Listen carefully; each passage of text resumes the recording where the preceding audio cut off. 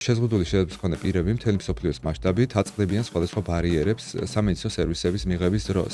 ადგილი არ უნდა გქონდეს ტყუილს. საერთოდ შესაძლებელია თუ არა მისი კონკრეტული პაციენტის დიაგნოზის შემთხვევაში მკურნალობა ჩატარდეს სტომატოლოგიური კლინიკის პირობებში ადგილობრივი ანესტეზიით. 5-6 წლის წინ ვამბობდით, რომ სადღაც 3 წლამდე ბავშვებს სტორის გარეშე კბილის პასტით უნდა, ასე ვთქვათ, გაუხერხოთ კბილები.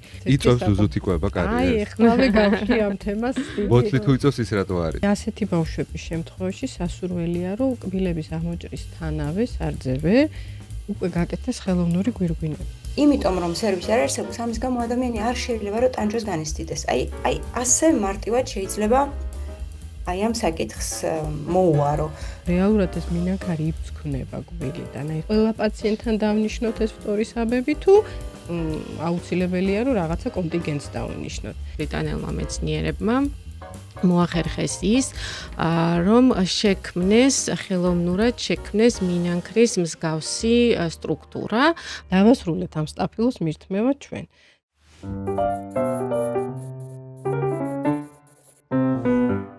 გამარჯობა, თქვენ უყურებთ ჯანსაღ დიალოგს და დღეს ვსაუბრობ საინტერესო საკითხზე, როგორიც არის სპეციალური საჭიროების სტომატოლოგია, რომელსაც ხშირად განსაკუთრებული საჭიროების სტომატოლოგიასაც ვეძახით ხოლმე, იმიტომ რომ ჯერჯერობით ბოლომდე მაინც ეს ტერმინი დაზუსტებული არ გვაქვს. რას ნიშნავს ეს ყველაფერი? ნიშნავს იმას, რომ არსებობენ ადამიანები განსაკუთრებული საჭიროებებით, რომლებსაც შეიძლება ჰქონდეთ სპეციფიკური გამოწვევები სტომატოლოგიურ, ზოგადად სამედიცინო და მათ შორის სტომატოლოგიურ მომსახურებასთან დაკავშირებით. ეს უბრალოდ ამ მიმართულებით რაღაც სიახლეებია და სწორედ ამიტომ დღევანდელ ეპიზოდს ვუთმობთ ამ თემას. ჩვენთან დღეს სტუმრად არიან ევროპის უნივერსიტეტის სტომატოლოგიის ფაკულტეტის დეკანი, პროფესორი, მედიცინის დოქტორი სოფიო სამხარაძე და ამავე უნივერსიტეტის სტომატოლოგიის პროგრამის ხელმძღვანელი, მედიცინის დოქტორი მარიკა ზურმუხტაშვილი და ვისაუბრებთ ვერ საინტერესო საკითხზე, მათ შორის შევეხებით რაღაცა სიახლეებს, რომელიც პირისპირ ჯანმრთელობასთან დაკავშირებით გვაქვს და რატო შევარჩიეთ ახლა ეს თემა და რატო არის აქტუალური? იმიტომ რომ შეზღუდული შედეგების მქონე პირები მთელი მსოფლიოს მასშტაბით აწყდებიან სხვადასხვა ბარიერებს სამედიცინო სერვისების მიღების დროს და აღმოჩნდა, რომ ამ ბარიერებს შორის ერთ-ერთ მნიშვნელოვან გამოწვევას წარმოადგენს სტომატოლოგიური სერვისები. რატომ სტომატოლოგია? იმიტომ რომ ძალიან ხშირად არის ხოლმე საჭირო. არის რაღაცა პრობლემები, რის გამოც რაღაცა ეტაპზე ის არ ითვლება ხოლმე აქტუალურ საკითხად, ამიტომ ხშირად როცა სტომატოლოგიური მკურნალობა დგება დღის წესრიგში, უკვე დაგვიანებულია და უკვე უფრო სერიოზული პრობლემები შეიძლება გქონდეს. ერთ-ერთი გავრცელებული მიზეზი ამ ბარიერებს შორის, ერთ-ერთი გავრცელებული ბარიერი გახლავთ ის, რომ ხშირად ექიმები და მათ შორის სტომატოლოგები უარს ამბობენ სტომატოლოგიური მომსახურების გაწევაზე. ეს არა იმიტომ, რომ საკვირველია, რომ ვიღაც ცუდია, ეს საკითხები დღის წესრიგში არ დგას. უბრალოდ ეს შეიძლება იყოს როგორც ფიზიკური, ისე სხვა რესურსების არარსებობის გამო, მათ შორის არის ცოდნის და დამოკიდებულების. ამისი საფუძველი კი არის ის, რომ აღმოჩნდა, რომ ჩვენი საგანმანათლებლო სისტემა მთლად არ არის ისე მოწყობილი, რომ შესაბამისი მზაობა შეუქმნას სტომატოლოგებს, როცა ხედავს განვითარების დარღვევის მქონე ადამიანს, რომ იცოდეს რა მოლოდინები უნდა ჰქონდეს მისგან და ხშირად ეს ხდება ხოლმე შიშის საფუძველი, რომელიც განაპირობებს ხოლმე მომსახურებაზე უარის თქმას. აი ამ მიზეზებზე ვიმსჯელებთ დღეს ჩვენ, ვისაუბრებთ იმაზე, რა ხდება დღეს მსოფლიოში, როგორ იცვლება ეს ტენდენციები, რა სიახლეები გვაქვს მათ შორის ჩვენთან, ქართულ უნივერსიტეტებში და აი მოდი პირველი კითხვით გადავალ სოფოსთან. სოფო, რა არის აი ძირითადი საფუძვლები, რომლებიც ხშირად ხდება ხოლმე პაციენტისთვის უარის თქმის მიზეზი, იმიტომ რომ ამაზე ბევრი კვლევა საუბრობს. გამონაკლისი არა ვართ, ანუ მთელ მსოფლიოს მასშტაბით გვაქვს ეს პრობლემები. დიახ, სურა, დიდი მადლობა პირველ რიგში მოწვევისთვის და ესეთი აქტუალური თემის წარმოწევისთვის, რომლის ინიციერებაც ბევრი წლის წინაც ასევე მე მახსოვს, რომ ერთ-ერთი პირველი კვლევა შენ ჩაატარე ამ საკითხთან დაკავშირებით და შემდგომი კვლევებიც სხვა შორის ბაზა იყო ეს შენი კვლევა და შედარება ხდებოდა წლების მანძილზე, რამდენად შეიცვალა სიტუაცია. და ის კვლევა, რომელიც ჩაატარა ევროპის უნივერსიტეტმა, აჩვენა შედეგების მიხედვით, რომ დიდად სიტუაცია არ შეცვლილა და ძირითადი მიზეზი უარის თქმის პაციენტისთვის მომსახურების და მკურნალობის ჩატარებაზე იყო სწორედ ის, რომ პირიქით საკმაოდ დიდი პასუხისმგებლობით ეკიდებიან სტომატოლოგები ასეთ პაციენტებთან ურთიერთობას, მას მკურნალობას და როდესაც არ არიან დარწმუნებული, რომ შეუძლიათ მაქსიმალურად სწორი მიმართულებით წარმართონ ეს მკურნალობა და კარგი ეფექტით დაასრულონ და გრძელვადიანი კარგი შედეგი მიიღონ, სწორედ ამიტომ ცდილობენ, რომ აარიდონ ხოლმე ესეთ პაციენტების მკურნალობას თავი. რაც გამოიკვეთა ამ კვლევით იყო ეს.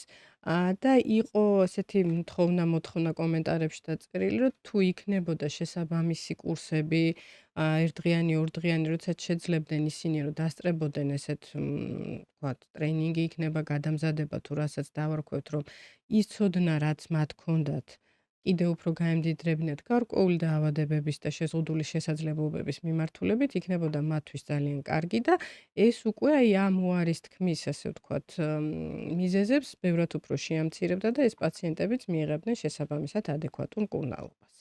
ძირითადი მიზეზი იყო აი ეს, რაც კი ბატონო, აქვე გამოიკვეთა. უბრალოდ მინდა რომ ერთი განმარტება გავაკეთო. დღეს ჩვენ ჩაგვერთვებიან იურისტი ანა არგანაშვილი, ასევე ჩაგვერთვება დავით მუხაძე, ყვასახის ქირურგი, რომელიც სხვადასხვა ფორმით აი ამ ყველა სერვისების შეთავაზებაში, შექმნაში და შემუშავებაში იყო ჩართული. მათ დაუკავშირდებიან საქართველოს საზოგადოებრივი ჯანმრთელობისა და კეთილდღეობის ასოციაციის წარმომადგენლები ლალი ბეგაძე და თიკო კვაჭაძე. უბრალოდ აქ ერთ საკითხს მინდა გავუსვა, მე ანა ისაუბრებს ამ საკითხზე, ალბათ თიკო გითხავს ტერმინთა შორის განსხვავებაზე, მაგრამ როცა ჩვენ ვსაუბრობთ შეზღუდული შრომის მქონე ადამიანებზე, ხო, დღეს მთელი მსოფლიო გადასული ვართ სოციალურ მოდელზე, როცა აღარ აღვიქვამთ, არ გვაინტერესებს რეალურად ეს დიაგნოზი, ანუ ჩვენ გარემოზე ვსაუბრობთ, რომელიც უნდა იყოს მისაწვდომი ყველასთვის, მაგრამ ჩვენი დღევანდელი დისკუსიის საკითხი უფრო მეტად ისევ სამედიცინო საჭიროებებზე იქნება, იმიტომ რომ ეს არის დღეს ჩვენი ფოკუსი, თორე ის რომ გარემოში ადაპტირებულობის თვალსაზრისით, უნივერსალური დიზაინის ინფრასტრუქტურის თუ ინკლუზიის თვალსაზრისით სერიოზული გამოწვევები გვაქვს, ეს არსებობს და ამაზე სხვა დროს ვისაუბრებთ, იმიტომ რომ ეს იქნება სერია, კიდე მოყვება ამას მინიმუმ ერთი ეპიზოდი ამავე თემის გარშემო. სიტუაცია გვაქვს მოკლედ ესეთი, ხო, რომ სტომატოლოგიური მომსახურება არის ძირითადად ამბულატორიული მომსახურება, რომელიც ხდება ჰოსპიტალს მიღმა, ეს არის კერძო პრაქტიკის საქმიანობა და იქ შესაძლებელია ამ სერვისებს ყველა უნდა იღებდეს ნებისმიერ სტომატოლოგიურ კლინიკაში. აი პრობლემა ძირითადად გვაქვს ამ ეტაპზე, ხო, რომ აქედან ხდება ხოლმე გადამისამართება, გაშვება სხვა ტიპის სამედიცინო დაწესებულებებში ან უბრალოდ სხვა სტომატოლოგიურ კლინიკებში, მაგრამ რა ხდება ხოლმე მაშინ აი იმ შემთხვევაში, როცა ჰოსპიტალში ხდება ხოლმე გადამისამართება, აი მარიკა ესეთი კითხვა მაქვს, რომ სად გადის ზღვარი? რა არის რის რა დროსაც უკვე ჩვენ სტომატოლოგიურ კლინიკაში, ჩვეულებრივ სტომატოლოგიურ კლინიკაში მომსახურება აღარ შეგვიძლია ადამიანისთვის და მან მომსახურება უნდა მიიღოს ზოგადი გაუტკივარების ქვეშ ჰოსპიტალში. კი ბატონო. მოგესალმებით ზურა კიდევ ერთხელ და ძალიან დიდი მადლობა ესეთი საინტერესო თემის წამოჭრისთვის. როგორც შენც და სოფომაც აღნიშნეთ დასაწყისში, ძალიან ხშირია ხოლმე სამწუხაროდ სტომატოლოგების მხრიდან ასეთი პაციენტების მკურნალობაზე უარის თქმა. და სწორედ იმ კვლევებში, რომელიც სოფომაც ახსენა, იყო ესეთი პუნქტი, რას აკეთებთ ამ შემთხვევაში, როდესაც უარსეუბნებით, უბრალოდ უშვებთ თუ ამისამართებთ ჰოსპიტალში ზოგადი ანესტეზიის ქვეშ და ძალიან დიდი პროცენტი ამ ექიმებისა აღნიშნავდა, რომ ისინი უშვებენ სწორედ ჰოსპიტალში ზოგადი ანესტეზიით მკურნალობის ქვეშ. ამიტომ ესეთი გადამისამართებები შეიძლება ესე ორ ტიპად დავყოთ, ასე ვთქვათ, ერთი, როდესაც პაციენტს რეალურად ესაჭიროებოდა ზოგადი ანესტეზიით მკურნალობა და სწორად იქნა გადამისამართებული, ან მეორე გადამისამართება, როდესაც უბრალოდ ექიმმა არ აიღო თავის თავზე, არ თვლიდა თავს კომპეტენტურად და იმ შემთხვევაში, როდესაც შეიძლებოდა, რომ მკურნალობა ადგილობრივი ანესტეზიით ჩატარებულიყო, მაინც, ასე ვთქვათ, პასუხისმგებლობის თავის თავზე არ აღების გამო გადაამისამართა პაციენტი ჰოსპიტალში. სწორედ ასეთი შემთხვევების დიფერენცირების გამო ჩვენ დიფერენცირებისათვის გვჭირდება, რომ მოვიშველიოთ უკვე საერთაშორისო გაიდლაინები, იმიტომ რომ ქართულ სივრცეში მე მაინც და მაინც ვერ ვიხსენებ ესეთ კონკრეტულ გაიდლაინს ამ პროტოკოლს, რომელიც ზუსტად მიგვითითებს რა შემთხვევაში უნდა გადავამისამართოთ, ამიტომ მოვიშველიებ ამერიკის სტომატოლოგთა ასოციაციის გაიდლაინს, რომელიც შეიქმნა ამერიკის ანესტეზიოლოგთა ასოციაციასთან თანამშრომლობით და ისინი ძირითადად 4 შემთხვევას გამოყოფენ, როდესაც პაციენტი ნამდვილად სამედიცინო ჩვენებით საჭიროებს ზოგადი ანესტეზიით მკურნალობას სტომატოლოგიურს. ეს პირველ რიგში გახლავთ პაციენტის ისეთი მენტალური მდგომარეობა, ან ისეთი ინტელექტუალური განვითარების ისეთი დარღვევა, რომელიც შეუძლებელს ხდის ექიმის მიერ პაციენტთან ადეკვატურ ადეკვატურ კოოპერაციას ან ადეკვატურ კომუნიკაციას. ამის მაგალითად უფრო ესეთი მარტივი რომ იყოს მოვუყვან ერთ კონკრეტულ შემთხვევაში ჩემი კონკრეტული პრაქტიკიდან, როდესაც ყავდა გოგონა სამწუხაროდ ღრმა ინტელექტუალური განვითარების შეფერხებით, მასთან კომუნიკაცია შეეძლო მხოლოდ დედას, ისიც კომუნიკაციას მთლად ვერ დავარქმევ ამას, ფაქტიურად არ შედიოდა კომუნიკაციაში, უბრალოდ დედა ხვდებოდა რა უნდოდა ამ გოგონას და მასთან თანამშრომლობა ისეთი უბრალო მითითების შესრულებაც კი როგორიც არის პირი გააღეთ და იცით რომ სტომატოლოგიური მომსახურება შეუძლებელია. შეუძლებელია, აბსოლუტურად შეუძლებელი იყო ამ გოგონასთან თუნდაც აი ამ უმარტივესი манипуляციის სავარძელზე დაждომაზე აღარ არის საუბარი, უბრალოდ პირის გაღების შესრულებაც კი. რა თქმა უნდა, მსგავსი შემთხვევები აბსოლუტურად არის ჩვენება იმისა, რომ მკურნალობა ჩატარდეს ზოგადი ანესტეზიის ქვეშ. გარდა ამისა, მეორე ძირითადი ჩვენება არის, როდესაც პაციენტს არ შეუძლია რაღაცა მიზეზების გამო სავარძელში მშვიდად ყოფნა, ისე რომ ჩვენი პროცედურები ჩატარდეს უსაფრთხოდ. იცით, როგორი სხვადასხვა ინსტრუმენტები გამოიყენება სტომატოლოგიური მკურნალობის დროს, მათ შორის ზოგიერთი არის ბასრი ინსტრუმენტებიც, აბსოლუტურად თან ჩვენი манипуляციები ესეთ მიკროსივრცეში ტარდება და მიკროსკოპული სიზუსტით სრულდება, ამიტომ ერთ-ერთი ძირითადი მოთხოვნა, რომ პროცედურა ადეკვატურად ჩატარდეს, არის ის, რომ პაციენტი მთლად გაუნძრევლად არა, მაგრამ ყოველ შემთხვევაში ადეკვატურად და ესე მშვიდად იჯდეს მოსვენებით კი. ანუ ისე იჯდეს, რომ საშუალება გქონდეს პროცედურის ჩატარების, თუ კი ეს შეუძლებელია რაიმე თანხმლები მდგომარეობის გამო, ესეც ითვლება ზოგადი ანესტეზიის ჩვენებად.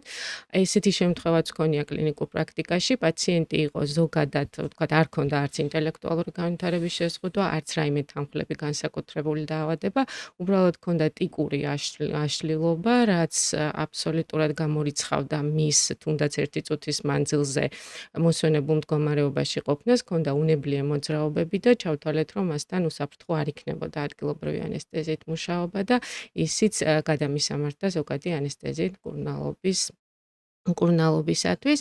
ასევე მეოთხე ჩვენება, სამედიცინო ჩვენება ეს არის, როდესაც პაციენტებს აქვთ ცოტა ისეთი მძიმე თანხმლები დაავადებები, გულსისხლძარღვთა სისტემის დაავადებები, ან სასუნთქის სისტემის დაავადებები, ან რაიმე ზოგადი ისეთი მდგომარეობა, რომელიც საჭიროებს ნებისმიერი манипуляციის მიმდინარეობისას, თვითონ მსვლელობისას, ან манипуляციის ჩატარების შემდეგ ზოგად მეთვალყურეობას.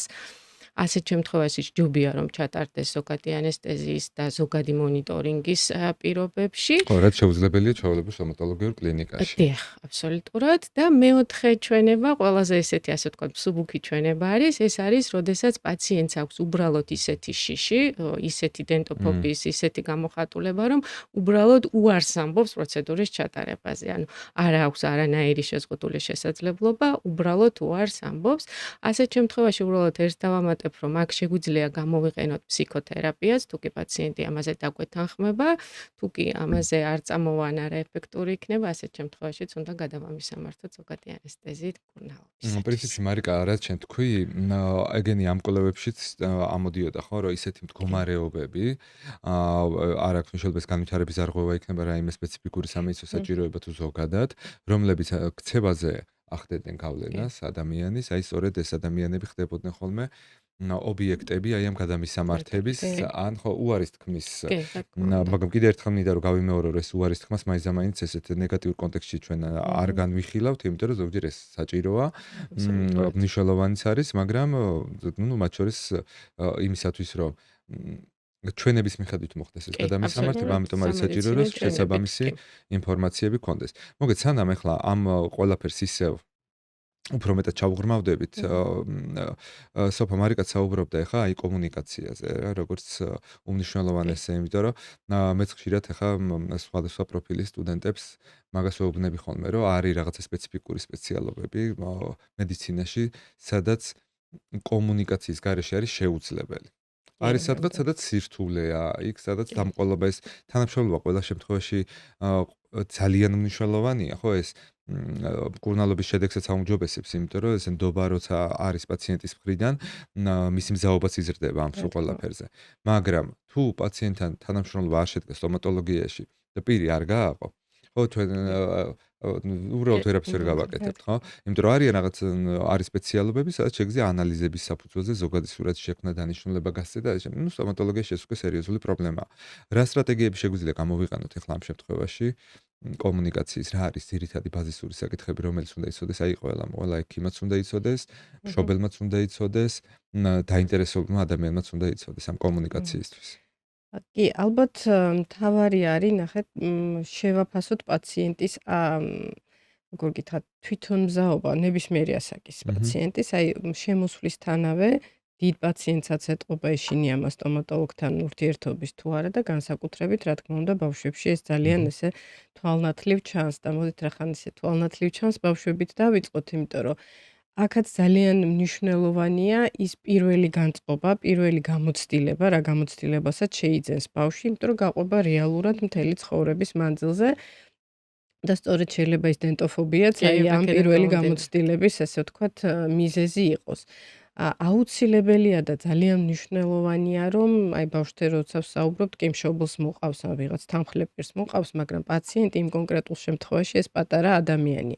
და კომუნიკაციას მასთან ვამყარებთ პირველ რიგში, ორივეს ვესალმებით, რა თქმა უნდა, მაგრამ ვცდილობთ, რომ ყურადღების აი ესე 50-50 ან უფრო მეტი წილი სწორედ ბავშვის მიმართ იყოს მიმართული. ის ამ შემთხვევაში გრძნობს თავს, რომ მისი აზრი და მისი პიროვნება ძალიან მნიშვნელოვანია ამ ექიმისთვის.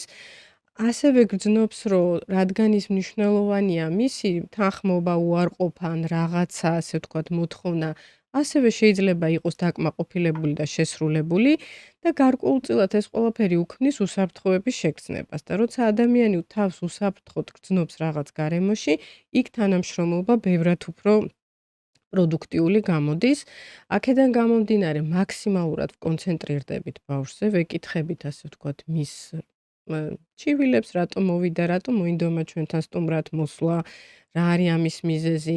პარალელურად, რა თქმა უნდა, მშობლისგანაც ვიღებთ იმ საჭირო ინფორმაციას, რაც ჩვენი, ასე ვთქვათ, მკურნალობისთვის ან თუნდაც კონსულტაციისთვის არის საჭირო და აქვე მე დავძენდი, რომ ძალიან მნიშვნელოვანია, რომ ეს პირველადი შეხვედრა იყოს მაშინ, როდესაც ბავშვს პრობლემა არ აქვს. ანუ ეს იყოს გაცნობითი პირველი საკონსულტაციო შეხვედრა და პირველივე შეხვედრაზე რაღაცა манипуляციის ჩატარება ნამდვილად არ არის, როგორ გითხრათ, კი შეიძლება გადაუდებელი შემთხვევა იყოს და რაღაცა მოგვიწევს, მაგრამ სასურველი არ არის. ამიტომ არის, რომ სტომატოლოგები ყოველთვის გავცემთ რეკომენდაციას, რომ პირველადი ვიზიტი უნდა იყოს ტკივილთან ასოცირებული, არასდროს არ უნდა იყოს. იმიტომ რომ შემდეგი მოსვლის დროს ბავშვმა იცის გარემო, იცის ვინ დახვდება ოთახში, ექიმი, ასისტენტი, დაახლოებით იცის, ვთქვათ, იგივე კაბინეტის განლაგება და იქ არსებული ინვენტარი თუნდაც ის ხმაური, რაც მისთვის უცხოა, როდესაც ხდება აი ამ ინსტრუმენტების შეფუთვიდან ამოღება, ან იქ მეტალის ინსტრუმენტებია და ეს გამაღიზიანებელი ხმაც კი მისთვის ბევრად უფრო ნაცნობია მეორე ვიზიტზე, ვიდრე ეს პირველივე ვიზიტის შემთხვევაში. თან თუ პირველი ვიზიტი იქნება ძალიან ხანმოკლე, ხალისიანი, რაღაცა ესე წამახალისებელი იმით დასრულდება, ეს იქნება არ ვიცი სიგელი, სათამაშო თუ რაც იქნება. ძალიან დადებითი ემოციით მიდის და აი ეს დადებითი ემოციას შემდგომში აუცილებლად უნდა გაყვეს და რაც ალბათ გადამწყვეტი მთავარი და აი ამოსავალი წერტილი უნდა იყოს, ადგილი არ უნდა გქონდეს ტყუილს. იმიტომ რომ ჩვენ თუ ბავშვს ვეტყვით, რომ რაღაცა აი, როგორ გითხრათ, რაღაცას შევპირდებით და სხვანაირად გავაკეთებთ, იქნება ძალიან არასწორი. ასევე დიდი შემთხვევაში ადამიანმა როდესაც იცის რას უნდა ელოდეს, ის ბევრად უფრო მომზადებულია და შეიძლება დისკომფორტიც ისეთ იმათ არ აღიქვას. ტკივილად, მაშინ როდესაც მოულოდნელობა ძალიან, ასე ვთქვათ, რთულად და ცუდი შედეგით მთავრდება ხოლმე. ხო, ეს ძალიან მნიშვნელოვანია. აი ხა დედა თუ მიყურებ. ხო, მე ბავშვობაში რაღაც ოპერაციას მიკეთებდნენ და ზუსტად აი ეს იყო კლასიკური მაგალითი მაგის, რა გამოიწვია კეთილმა ტყუილმა. ეს კეთილი ტყუილი მდგომარეობდა იმაში, რომ მე ვიცოდი, რომ ამ ოპერაციას მიკეთებდნენ და არ მქონდა არავითარი ნეგატიური განწყობა, პირიქით, ცოტა მიხაროდა, იმიტომ რომ მე მქონდა სათამაშო მანქანების დიდი კოლექცია და ნუ ვიცოდი ეს, რომ ამ ოპერაციის მერე ძალიან ბევრ საჩუქრებს მივიღებდი. შეემატებოდა კოლექცია გაიზარდა. კი ბატონო, ნამდვილად ველოდებოდი ამას და ერთ-ერთ ვიზიტზე როცა მივედით, მე რა ქვია, მე მეგონა რომ ესე მითხრეს, რომ მივდიოდით წინასწარ გამოკვლევებზე, მაგრამ თურმე ეს იყო ოპერაციის დღე და პატარა ვიყავი. შესაბამისი რეაქცია მქონდა. შესაბამისი რეაქცია იყო, სრული არანორმალური რეაქცია, რომელიც ანუ ეს იყო რაღაცა შეურაცხყოფის გრძნობა იმის გამო რომ მომატყუეს და აი როგორც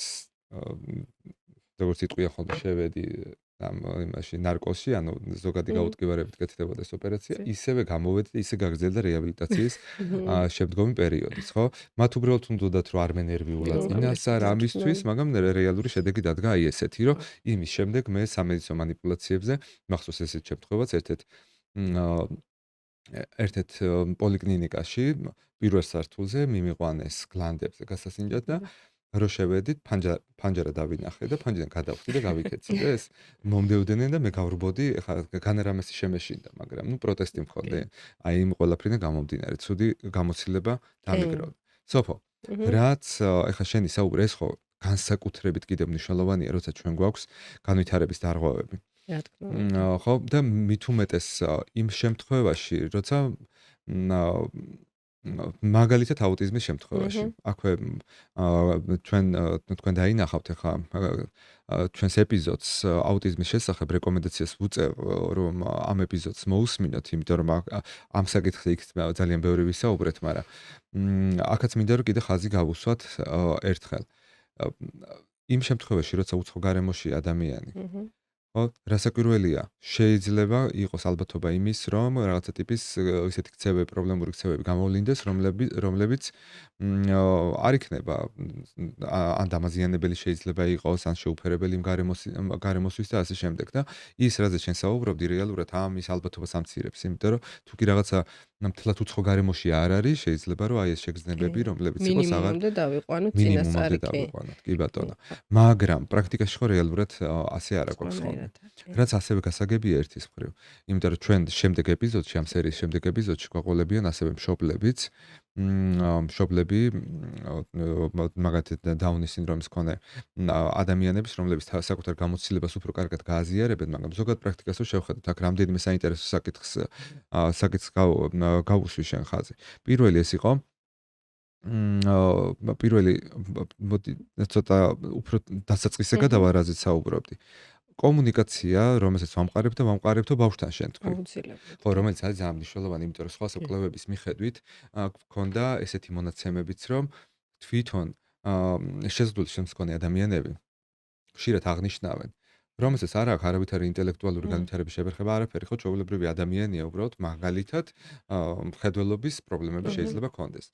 და თუ ის თანმხლებ ადამიანთან ერთად მოდის, ექიმები ხშირად ესაუბრებიან აი მეორე ადამიანს. ეთნის მოსარგებლე ადამიანები ხშირად საუბრობენ ხოლმე ამაზე, რომ თანმხლები ადამიანი თუ ახლავს, ხშირად მას ესაუბრებიან და ბავშვებთან ეს კიდევ უფრო ხშირად ხდება. მშობელი თუ იქვე არის. ხო, როგორც წესი კომუნიკაცია მიმდინარეობს ბავშვთან, ბავშვი ამ გადაწყვეტილების მიღების პროცესიდან არის გათიშული და მე როცა მიუბრუნდები და უნდა ვთქვა რაღაც манипуляცია დავგეგმეთ აგერ ჩვენ აქ უფროსებმა და უნდა ჩავატაროთ არ უნდა. რატო არ უნდა? ამიტომ არ უნდა. თვითონ კი, ძალიან მნიშვნელოვანია და კი, თან აი ბევრ შემთხვევაში ასევე ხარ საკმაოდ ესეთი გამოცდილებაც მქონია, რომ რიგ შემთხვევაში ბავშვები ბევრად ადეკვატურად აღიქვავენ ჩვენს მიერ ახსნელ, ასე ვთქვათ, ინფორმაციას და სწორად რეაგირებენ, ვიდრე რიგ შემთხვევაში მშობლები, ესეთ მაგალითსაც მოვყვები, პატარა ბიჭუნა მოიყვანა დედამ და პირველი რაც უნდა გაგვეკეთებინა, სურათი უნდა გადაგვეღო, პირველი ვიზიტი იყო და დედა ამტკიცებდა, რომ ის ბავშვი სურათს არ გადაიღებდა და იქნებ როგორმე ესე ძალით გადავაღებინოთ და მომთხარი ჩვენთან ძალით ამას არავინ არ გააკეთებს. დამერწმუნეთ მეთქი, რომ აბსოლუტურად უსაფრთხოა, უმტკივნეულო, არანაირი პრობლემა არ არის და არ შეეშინდება მეთქი, თქვენც არ ინერვიულოთ. აი ამ საუბრის ფონზე ვთხოვე დედას, რომ მოდით იცით როგორ ვქნათ მეთქი, რომ ერთ სურათი თქვენ გადაიღეთ, რომ დაინახავს, რომ არაფერი არ არის, შესაბამისად, ახლა რაღაცა ეს ალბათ გექნებათ მეთქი დასადგენი პირის ხრუში რამე და ამის მიხედვით მე დაინახავს, რომ პრობლემა არა, თვითონაც გადაიღებს. დედა კვლავ ამტკიცებდა, რომ ბავშვი სურათს მაინც არ გადაიღებდა და რაღაცა სხვა მეთოდი უნდა გვეცადა იმისთვის, რომ შედეგი მიგვეღო. აი ამასობაში დავინახე, რომ ბავშვმა ჩემი საუბარი აბსოლუტურად ადეკვატურად აღიქვა. ძალიან ასე ვთქვათ, კომპეტენტური ასისტენტი მყავდა მაშინაც და ჩემ ასისტენტთან ერთად გავიდა რენტგენის ოთახში და აი ამ ჩვენი საუბრის დამთავრებამდე ჩვენ გვქონდა რენტგენის სურათი უკვე. აქედან გამომდინარე ეს ძალიან მნიშვნელოვანია. იმ მომენტში ბავშვთან კომუნიკაცია მისთვის თქმა, რომ აი ეს რაღაცა უსაფრთხოა, ადვილია, ძალიან ადვილი გადასატანია. აი, თქვა ჩემს ტირო პაციენტი იყო, იმანაც ეს გაიკეთა, ხედავს, რომ ეს ბავშვი ძალიან მარტივად გავიდა ოთახიდან, აი, ძალიან ადეკვატურად აღიქვამენ, რა თქმა უნდა, სწორ კომუნიკაციას.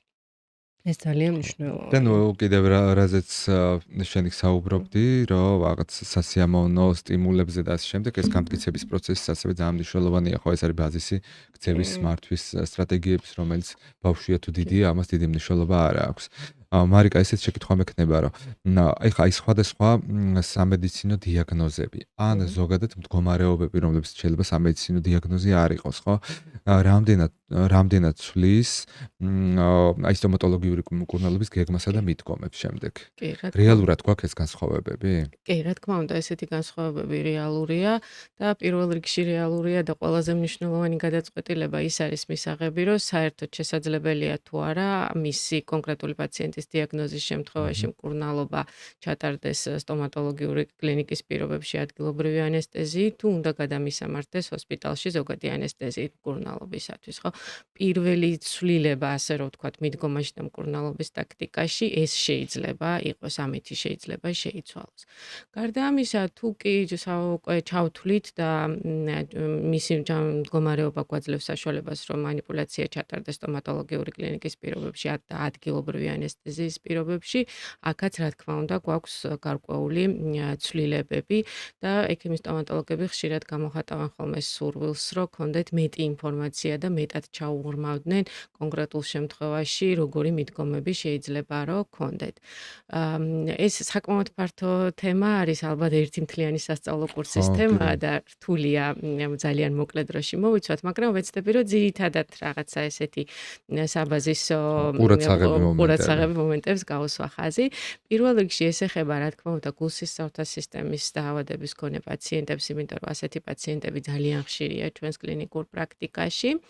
ასეთ პაციენტებთან ჩვენი პირველი ტაქტიკა რაც არის ის ეხება ძირითადად ადგილობრივ საანესტეზიო საშუალებებს, ძირითადად კლასიკურად რა საანესტეზიო საშუალებებსაც ვიყენებთ, ისინი შეიცავენ ადრენალინს, ეპინეფრინს და გულსისხლთა სისტემის მქონე პაციენტებში არ არის რეკომენდირებული, ცოტა ისეთ ხმამაღალი ნათქვამი იქნება, მაგრამ ჯობს თუ კი უკეთესი იქნება და უფრო უპრიანი იქნება, თუ კი შევამცირებთ ადრენალინის დოზას ასეთ პაციენტებში. თუ თვითონ манипуляცია გვაძლევს საშუალებას, შეიძლება რომ გამოვიყენოთ ისეთი საშუალებები, რომლებიც საერთოდაც არ შეიცავენ ადრენალინს. ან გვაქვს ესეთი ისინიც ჩვენს მაყურებელს განვმარტოთ, რომ გვაქვს ისეთი ანესთეზიო საშუალებები, რომლებიც არ შეიცავს. არ შეიცავს აბსოლუტურად ადრენალინს. კი, შეგვიძლია ისინი გამოვიყენოთ, ან ისეთი საშუალებები, რომლებიც შედარებით ნაკლებად შეიცავენ კლასიკურისაგან განსხვავებით. ხო? ასევე ცვლილებები გვაქვს მაგალითად დიაბეტის მქონე პაციენტებში. აქ ცვლილება ეხება არა და ჩვენი მიდგომის ცვლილება ეხება არა მარტო თქვათ ადგილობრივ ანესტეზიას, არამედ თვითონ ვიზიტის დაგეგმვასაც.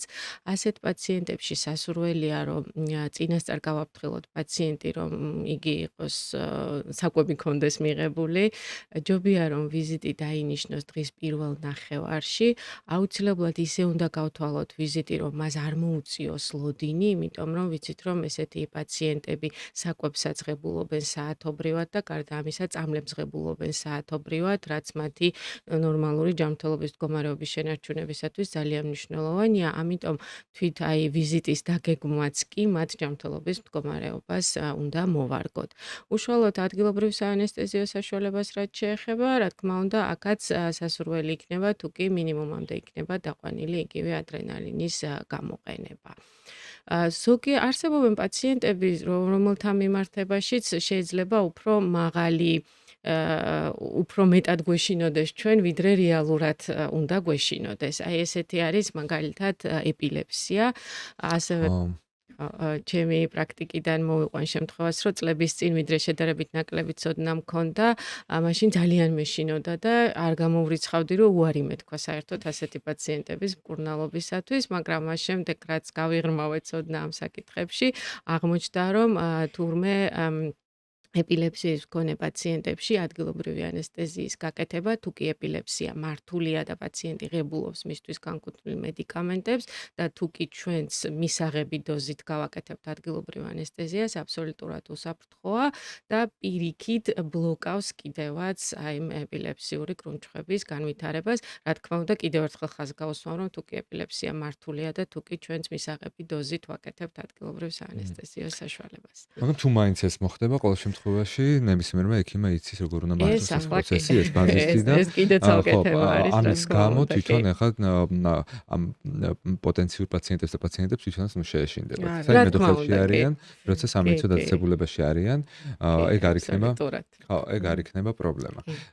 სოფო, წეგან შენ საუბრობდი აი ამ დაგვიანების ნაწილზე, როცა ხშირად გვიან მოდიან ხო, ან როცა პრობლემა აქვთ უკვე და ეს არის პრაქტიკა, გავრცელებული პრაქტიკა, ზეგან დავიწყე მაგაზე აზრი გამიწყე, სხვა შეკითხვა დავსვი მერე. გავრცელებული პრაქტიკა, რომელიც შეიძლება იყოს განპირობებული რით, რომ აი რომელიღაცა განვითარების დარღვევით დაუშვა დაიბადა ბავშვი, მშობლებს ხო, ბევრი პრობლემა აქვთ მანამდე მოსაგვარებელი, ხო?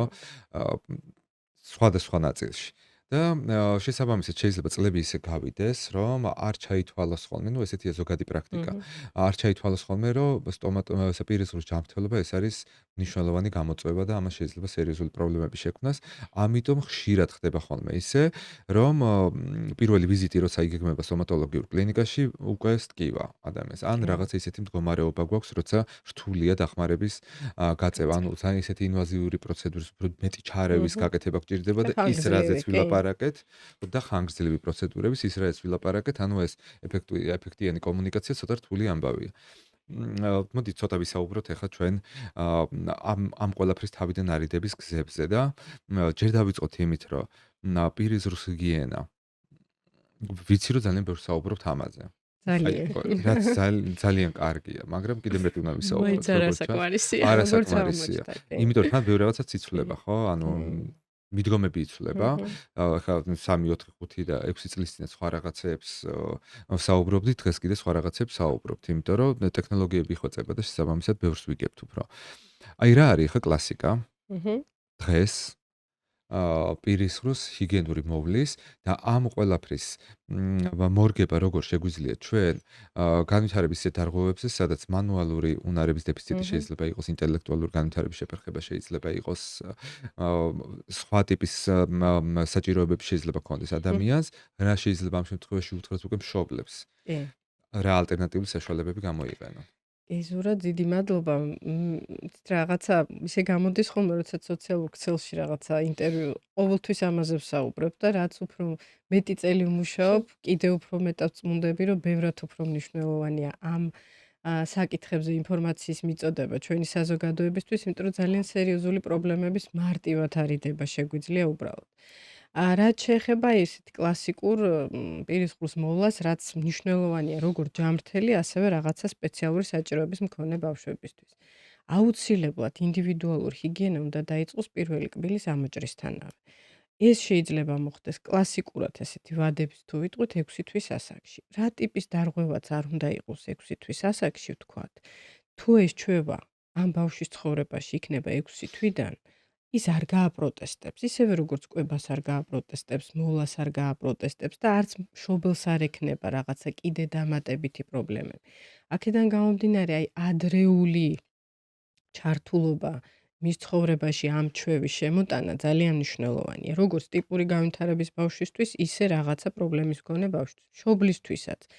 როდესაც ამ ასაკიდანვე სწორად ხდება პირისყრუში კბილების გასუფთავება დილას საღამოს ჩვეულებრივად, თუნდაც თუ რაიმე ჩვენებით შეიძლება მოხდეს ისე, რომ რაღაცა ჩვენება იყოს ესეთი, რომ პასტის გამოყენება არ არის რეკომენდებული, ამ ასაკში ისედაც მაინც ყველა ბავშვი ყლაპავს, მათ არა აქვთ ეს გადმოფურთხების, ასე ვთქვათ, უნარი და რაღაცა სამედიცინო ჩვენებით შეიძლება აკრძალული იყოს ნებისმიერი ტიპის რაღაც ქიმიური ნაერთის გამოყენება, უბრალოდ მექანიკური გასუფთავება ჯაგრისებით, ძალიან ბევრნაირი ჯაგრისია, თითზე წამოსაცმელი, ჩვეულებრივი პატარა ზომის ჯაგრისები, აი ამ ჯაგრისებით კბილების გასუფთავება ეს არის აუცილებელი. ხო, შემდგომში იმიტომ რომ აქ არის მთავარი ამბავი არის თავარი არის ნადების ზედაპირული მექანიკური რბილი კი, ნადების კი, მოშორება. მოცილება და აი რატო კიდე ერთხელ გავმარტავს კი. ხშირად საუბრობ და რა ვიცი. მაგრამ ნახეთ ეს ნადები გასუფთავებიდან მიკროფლორა ან გარკვეული მიკრობები პირის ღრუში ცხოვრობენ პაციენტის ბავშვის დაბადების მომენტიდან აი ეს მიკროფლორა ნელ-ნელა ყალიბდება, ხო? და მათ აქვთ უნარი რომ კბილის გასუფთავების მომენტშივე დაახლოებით 1 საათში ეს კბილები იფარება ესეთი თხელი ნადებით, რომელზეც შემდგომ ეს მიკრობები კარგად და ადვილად ეწებებიან. რაც უფრო ბევრი მიკრობი შეძლებს მიწებებას აი ამ ზედაპირზე და უფრო მრავალფეროვანი შემადგენლობის ნადები იქნება და ბევრად უფრო მომწიფებულს ვეძახით ჩვენ, ანუ ხანგრძლივად არსებული, აი ამ მიკრობებს ბევრად მეტი მჟავე პროდუქტების გამოყოფა შეუძლიათ, რაც თავისთავად კბილის ქსოვილიდან მაგარი ქსოვილების გამორეცხვას იწვევს. და იწყება ჯერ დემინერალიზაცია, ანუ მინერალების დაკარგვა და შემდგომში უკვე ღრუს ფორმირება, ანუ კარიესული დეფექტის გაჩენა. აქედან გამომდინარე, თუ რეგულარულად ეს ნადები მექანიკურად კბილის ზედაპირიდან მოცილდება და მათ არ მიეცემათ საშუალება, რომ გამრავლდნენ, მომწიფდნენ და ეს დიდი რაოდენობით მჟავური პროდუქტები გამოიყოს, პრობლემასაც თავიდან ავირითებთ. ანუ თითქოს უმარტივესია, განსახორციელებელადაც არ არის რთული, მაგრამ რატომღაც ესეთი უგულვებყოფა ხდება ამისი. განსაკუთრებით ეზარება დავიწყდება დაღლილებიანი ამ მშობლებიც მესმის ძილის წინ. ამას კიდევ უფრო დიდი მნიშვნელობა აქვს. რატო ნახეთ, თუ ეს ნადები არ იქნა მოცილებული, ნებისმიერი საკვები, რასაც ბავშვს მივცემთ ძილის წინ, ის საკვები ასევე ძალიან მარტივად იქნება ათვისებული მიკროორგანიზმების მიერ და იქ თუ მომწიფებული კარგი, ესე ვთქვათ, მიკრობული ბალთა დახვდა, ბევრად მეტი საშუალება ექნება ამ ნადებს, რომ უფრო ხარისხიანად დააზიანოს ჩვენი პატარას კბილები. აქედან გამომდინარე, სასურველია, რომ ამ კბილების გასუფთავების მერე, რა თქმა უნდა, საკვები აღარ მივცეთ. ეს წარმოუდგენელია წლამდე ასაკის ბავშვის შემთხვევაში, იმიტომ რომ მათ ღამე კვება ჭირდებათ ხოლმე, მაგრამ თუ წინასწარ, ესეთი ღრმა ძილის წინ კბილები მაინც მექანიკურად გასუფთავებულია, ის ერთჯერადი და ორჯერადი ჭამის ეპიზოდი მაინც ისეთ დამანგრეულ შედეგს არ იქონიებს, თუ იმ შემთხვევასთან შედარებით, თუ საერთოდ ამ კბილებს ჩვენ მექანიკურად არ გავასუფთავებთ და ნადებს არ მოვაცილებთ. ისე რომ ეს არის აი არ ვიცი, აუცილებელზე ხო, აუცილებელი. ეხლა ჩვენ ვსაუბრობთ ჯაგრისზე. ჩვენ ვსაუბრობთ ჯაგრისზე, კი, იმითი მოცილება. რაც შეეხება პასტას, ანუ რა ტიპის პასტა შეიძლება გამოიყენოთ, თანამედროვე მიდგომით ნებისმიერ ძალიან პატარა ასაკის შემთხვევაშიც კი ეს უნდა იყოს ფტორის შემცველი პასტა. ფტორზე ძალიან ბევრი, ასე ვთქვათ, პლუსები, მინუსები არის, მაგრამ ადგილობრივად ფტორს აქვს ძალიან კარგი მოქმედება პასტის შემცველობაში არსებული ფტორი, აი იმ რაღაცა საშიშ დაზიანებებს, რაზეც და გართულებებს, რაზეც ეს ვთქვათ, თუნდაც სოციალურ ქსელში ძალიან ბევრი ინფორმაცია არ გვაძლევს. თან ნახეთ, ჩვენც აი ამ რაოდენობას პასტის ეს უნდა იყოს კბილის პასტის, აი ბრინჯის მარცვლის ოდენა, ან იმაზე ცოტაკით. აი ამ პასტით უნდა გავასუფთავოთ სარძევე კბილები. ოღონდ ფტორის შემცველობა უნდა იყოს 1000 ერთეული, 1100, 1000 ერთეულის ფარგლებში, იმიტომ რომ ადრე იყო, აი რასაც შენ ამბობდი, 5-6 წლის წინ ამბობდით, რომ სადღაც 3 წლამდე ბავშვებს ფტორის გარეშე კბილის პასტით უნდა, ასე ვთქვათ, გაუხეხოთ კბილები. თანამედროვე ცხოვრების და კვების რეჟიმიდან გამომდინარე, იმიტომ რომ მათ უფრო მეტი შეხება აქვს მარტივ ნახშირწყლებთან და უფრო მეტი შემთხვევა გვაქვს ბავშვთა ადრეული კარიესის, აქედან გამომდინარე, აი მიიღეს სტომატოლოგიურ საზოგადოება ესეთი გადაწყვეტილება, რომ ჩვენებაა, რომ 1100 ერთეულ ფტორს უნდა შეიცვალოს კბილის პასტები ჩვილებში. ეს არის აუცილებელი, რომ არ განვითარდეს ბავშვთა ადრეული კარიესი და ბავშვთა ადრეული კარიესი რა არის, რომ 71 თვემდე ბავშვს თუ აქვს კარიესული დაზიანება, კარიესის გამო არსებული ბჟენი, ან კარიესის გამო და მისი გართულებების გამო დაკარგული კბილი, ეს ითვლება, რომ არის ბავშვთა ადრეული კარიესი. და 71 თვე ეს რა არის 5 წელი და საქართველოში არ ვიცი, მე არ მეგულება პროცენტულად ძალიან დაბალია პროცენტული მაჩვენებელი ბავშვების 5 წლამდე ასაკის, ვისაც კარიესული დაზიანება საერთოდ არ აქვს. და მწვავე ფორმად ითვლება, როცა 3 წლამდე, აი ესეთი ჩამონათვალი და რაიმე აღენიშნება. რეალურად ჩვენი, ასე ვთქვათ, სტატისტიკური მონაცემებით ამითიც არ ვართ განებივრებული, მაგრამ რაღაც კვლევები ჩატარებულია საქართველოში, უმეტეს პაციენტებს, ბავშვებს აქვთ მწვავე ფორმა ბავშვთა ადრეული კარიესის. რასაც ძალიან აი ყველა გაიდლაინის მიხედვით ხაზგასმით ძალიან ამცირებს აი ამ ბავშვთა ადრეული კარიესის ასე ვთქვათ, შემთხვევებს სწორი ინდივიდუალური ჰიგიენა. რა? დილას, საღამოს პირის ღრუში არსებული რამდენი კბილიც არის, იმდენი კბილის სწორად გასუფთავება. რა თქმა უნდა, მშობლის მიერ, აი აქვე კიდე ერთს გაუსმევ ხაზს. ნახეთ, მოყავთ 3 წლის ბავშვი, 4 წლის ბავშვი, 5 წლის ბავშვი. კბილებს იხეხავს. 4 წლის ბავშვს ვინმე ვთქვათ, ჩანგალს ანუ წესით კი უნდა ანდობდნენ, მაგრამ დაანასა რაღაც ესეც ხო არავინ არ ვანდობთ, ხო? აი ესეთ საშიშ манипуляციებს არ ვატარებდით, რატომ? იმიტომ რომ მოტორიკა არ აქვს შესაბამისი განვითარებული. ისინი თასმას ვერ იკრავენ. რა თქმა უნდა, ვერ წერენ ამას უკვე 5, 6 და 7 წლის ბავშვი ახერხებს, ხო? იმიტომ რომ ეს მოტორიკა ჭირდება სწორად კბილების გახეხვას. აქედან გამომდინარე, ძალიანაც რო ეცადოს ის ბავშვი, ვერ გაისუფთავებს კბილებს შესაბამისად. ამიტომ ესეც ჩვენება ყველა პაციენტს ვეუბნებით, რომ მშობელმა უნდა დაასრულოს, რა თქმა უნდა, არ უნდა აუგრძელოთ ბავშვს, რომ ჯაგრისი და პასტა გამოიყენოს, მაგრამ მშობელმა უნდა დაასრულოთ ეს პროცესი, რომ შესაბამისად ყველა ზედაპირი კბილის გასუფთავდეს 8 წლამდე. სანამ ბავშვი კარგად წერას, ასოების მოხაზულობას და გამოყვანას არ ისწავლის, ანუ არ ჩამოუყალიბდება ეს ნატიფი მოტორიკა, აუცილებელია ეს გააკეთოს მშობელმა. და აუცილებელია ეს გააკეთოს მშობელმა, თუ ბავშვს რაიმე ზოგადი პრობლემა აქვს. არც მშობლისთვისაა მარტივი, ვთქვათ, რაიმე ნევროლოგიური დიაგნოზის მქონე ბავშვისთვის სრულფასოვანი ინდივიდუალური ჰიგიენის ჩატარება. მაგრამ ამას გვიადვილებს ძალიან თუნდაც მექანიკური ჯაგრისები.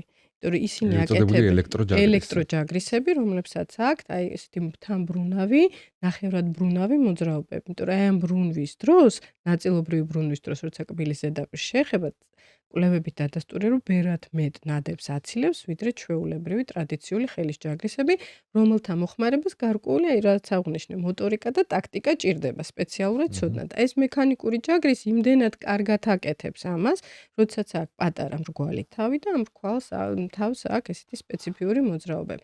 ამ შემთხვევაში, აი სპეციალური საჭიროების მქონე ბავშვებთან აუცილებლად ჯობია ვიხმაროთ ესეთი ტიპის ჯაგრისები, რომ ბევრად უფრო სწრაფად და ხარისხიანად მოვახერხოთ ამ ნადების მოცილება კბილის ყველა ზედაპირიდან და ეფექტი ქონდეს ჩვენ მიერ ჩატარებულ აი ამ манипуляციას და დამერწმუნეთ დღეში ორჯერ მხოლოდ და მხოლოდ ესეთი მარტივი манипуляცია უდიდეს პრობლემებს აგვარიდებს, როგორც ბავშვთა ადრეული კარიესის, ისე შემდგომში ცოტა დიდ ასაკში ნებისმიერ პრობლემის, იმიტომ რომ თუ სარძევე თანკბელვა ისე ჩამოყალიბდა, ისე გადავიდა შერეულში და მერე მუდმივში, რომ იქ კარიესული დაზიანება არ იქნა, აი ამ მოვლის პირობებში.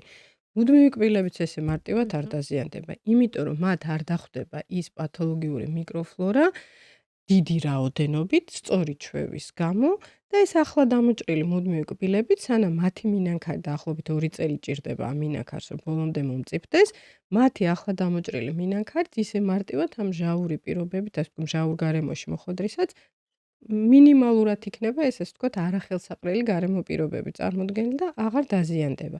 აი ეს არის ძალიან მარტივი, ძალიან მნიშვნელოვანი და ბაზისური. ნახეთ, ყველა ბავშვს მსოფლიოში ერთნაირად ხდება ხოლმე ბავშვების კბილების ამოჭრა, ხო? საქართველოშიც, ნებისმიერ სხვა ქვეყანაში, მოდით ესე იდეალური ვერსია არის ჩვენთვის სკანდინავიის ქვეყნები, იმიტომ რომ იქ ფაქტიურად კარიესი არავის არ აქვს. ყველას ერთნაირი სტრუქტურა აქვს მინანქრის, მაგრამ განსხვავებულია უბრალოდ მიდგომა და მოვლა. მეტი არაფერი. ხო. კი, ეს ძალიან კარგი მაგალითია. ძალიან კარგი მაგალითია, იმიტომ რომ თითქოს რაღაცნაირად ბოლო დროს მგონი იცვლება ეგ, მაგრამ რაღაც პერიოდის განმავლობაში ესე ნორმად იყო აქმული, რომ ბავშვი, რომელსაც ძალიან ბევრი კარიესი აქვს პირის ღრუში, რომ ნუ ეს არა უშავს ეგ რო გავიგეთ, რომ მაინც მოიცვლის, აღარ არის პრობლემა, ეგ კი, მაგრამ თვითონ აი ბავშვების ეს ავადობა კარიესით, ხო, აი ეგ იყო თითქოს ნორმა დაქმნილი, მაშინ როცა არის ქვეყნებსაც აი მე სხვა შორის ძალიან გული მწყდება რაზე, იცით, ამ მშობლებმა იცი, აი ჩემნაირი კბილები აქვს სუსტი იტყვიან. ამ შემთხვევაში მას სუსტი კბილები კი არ აქვს, უბრალოდ ოჯახიდან გადაეცემა ეს ჩვევები, ხო? აი რა ჩვევებიც არის ოჯახში, იმ ჩვევების მიხედვით იზრდება ბავშვი. თუ სწორი ჩვევებია დიდებშიც, მშობლებში, ბებია-ბაბუებში და ამას ექცევა ყურადღება, ანალოგიურად ექცევა იმ პატარებშიც და ამიტომ არ ვითარდება იმათთან კარიესი.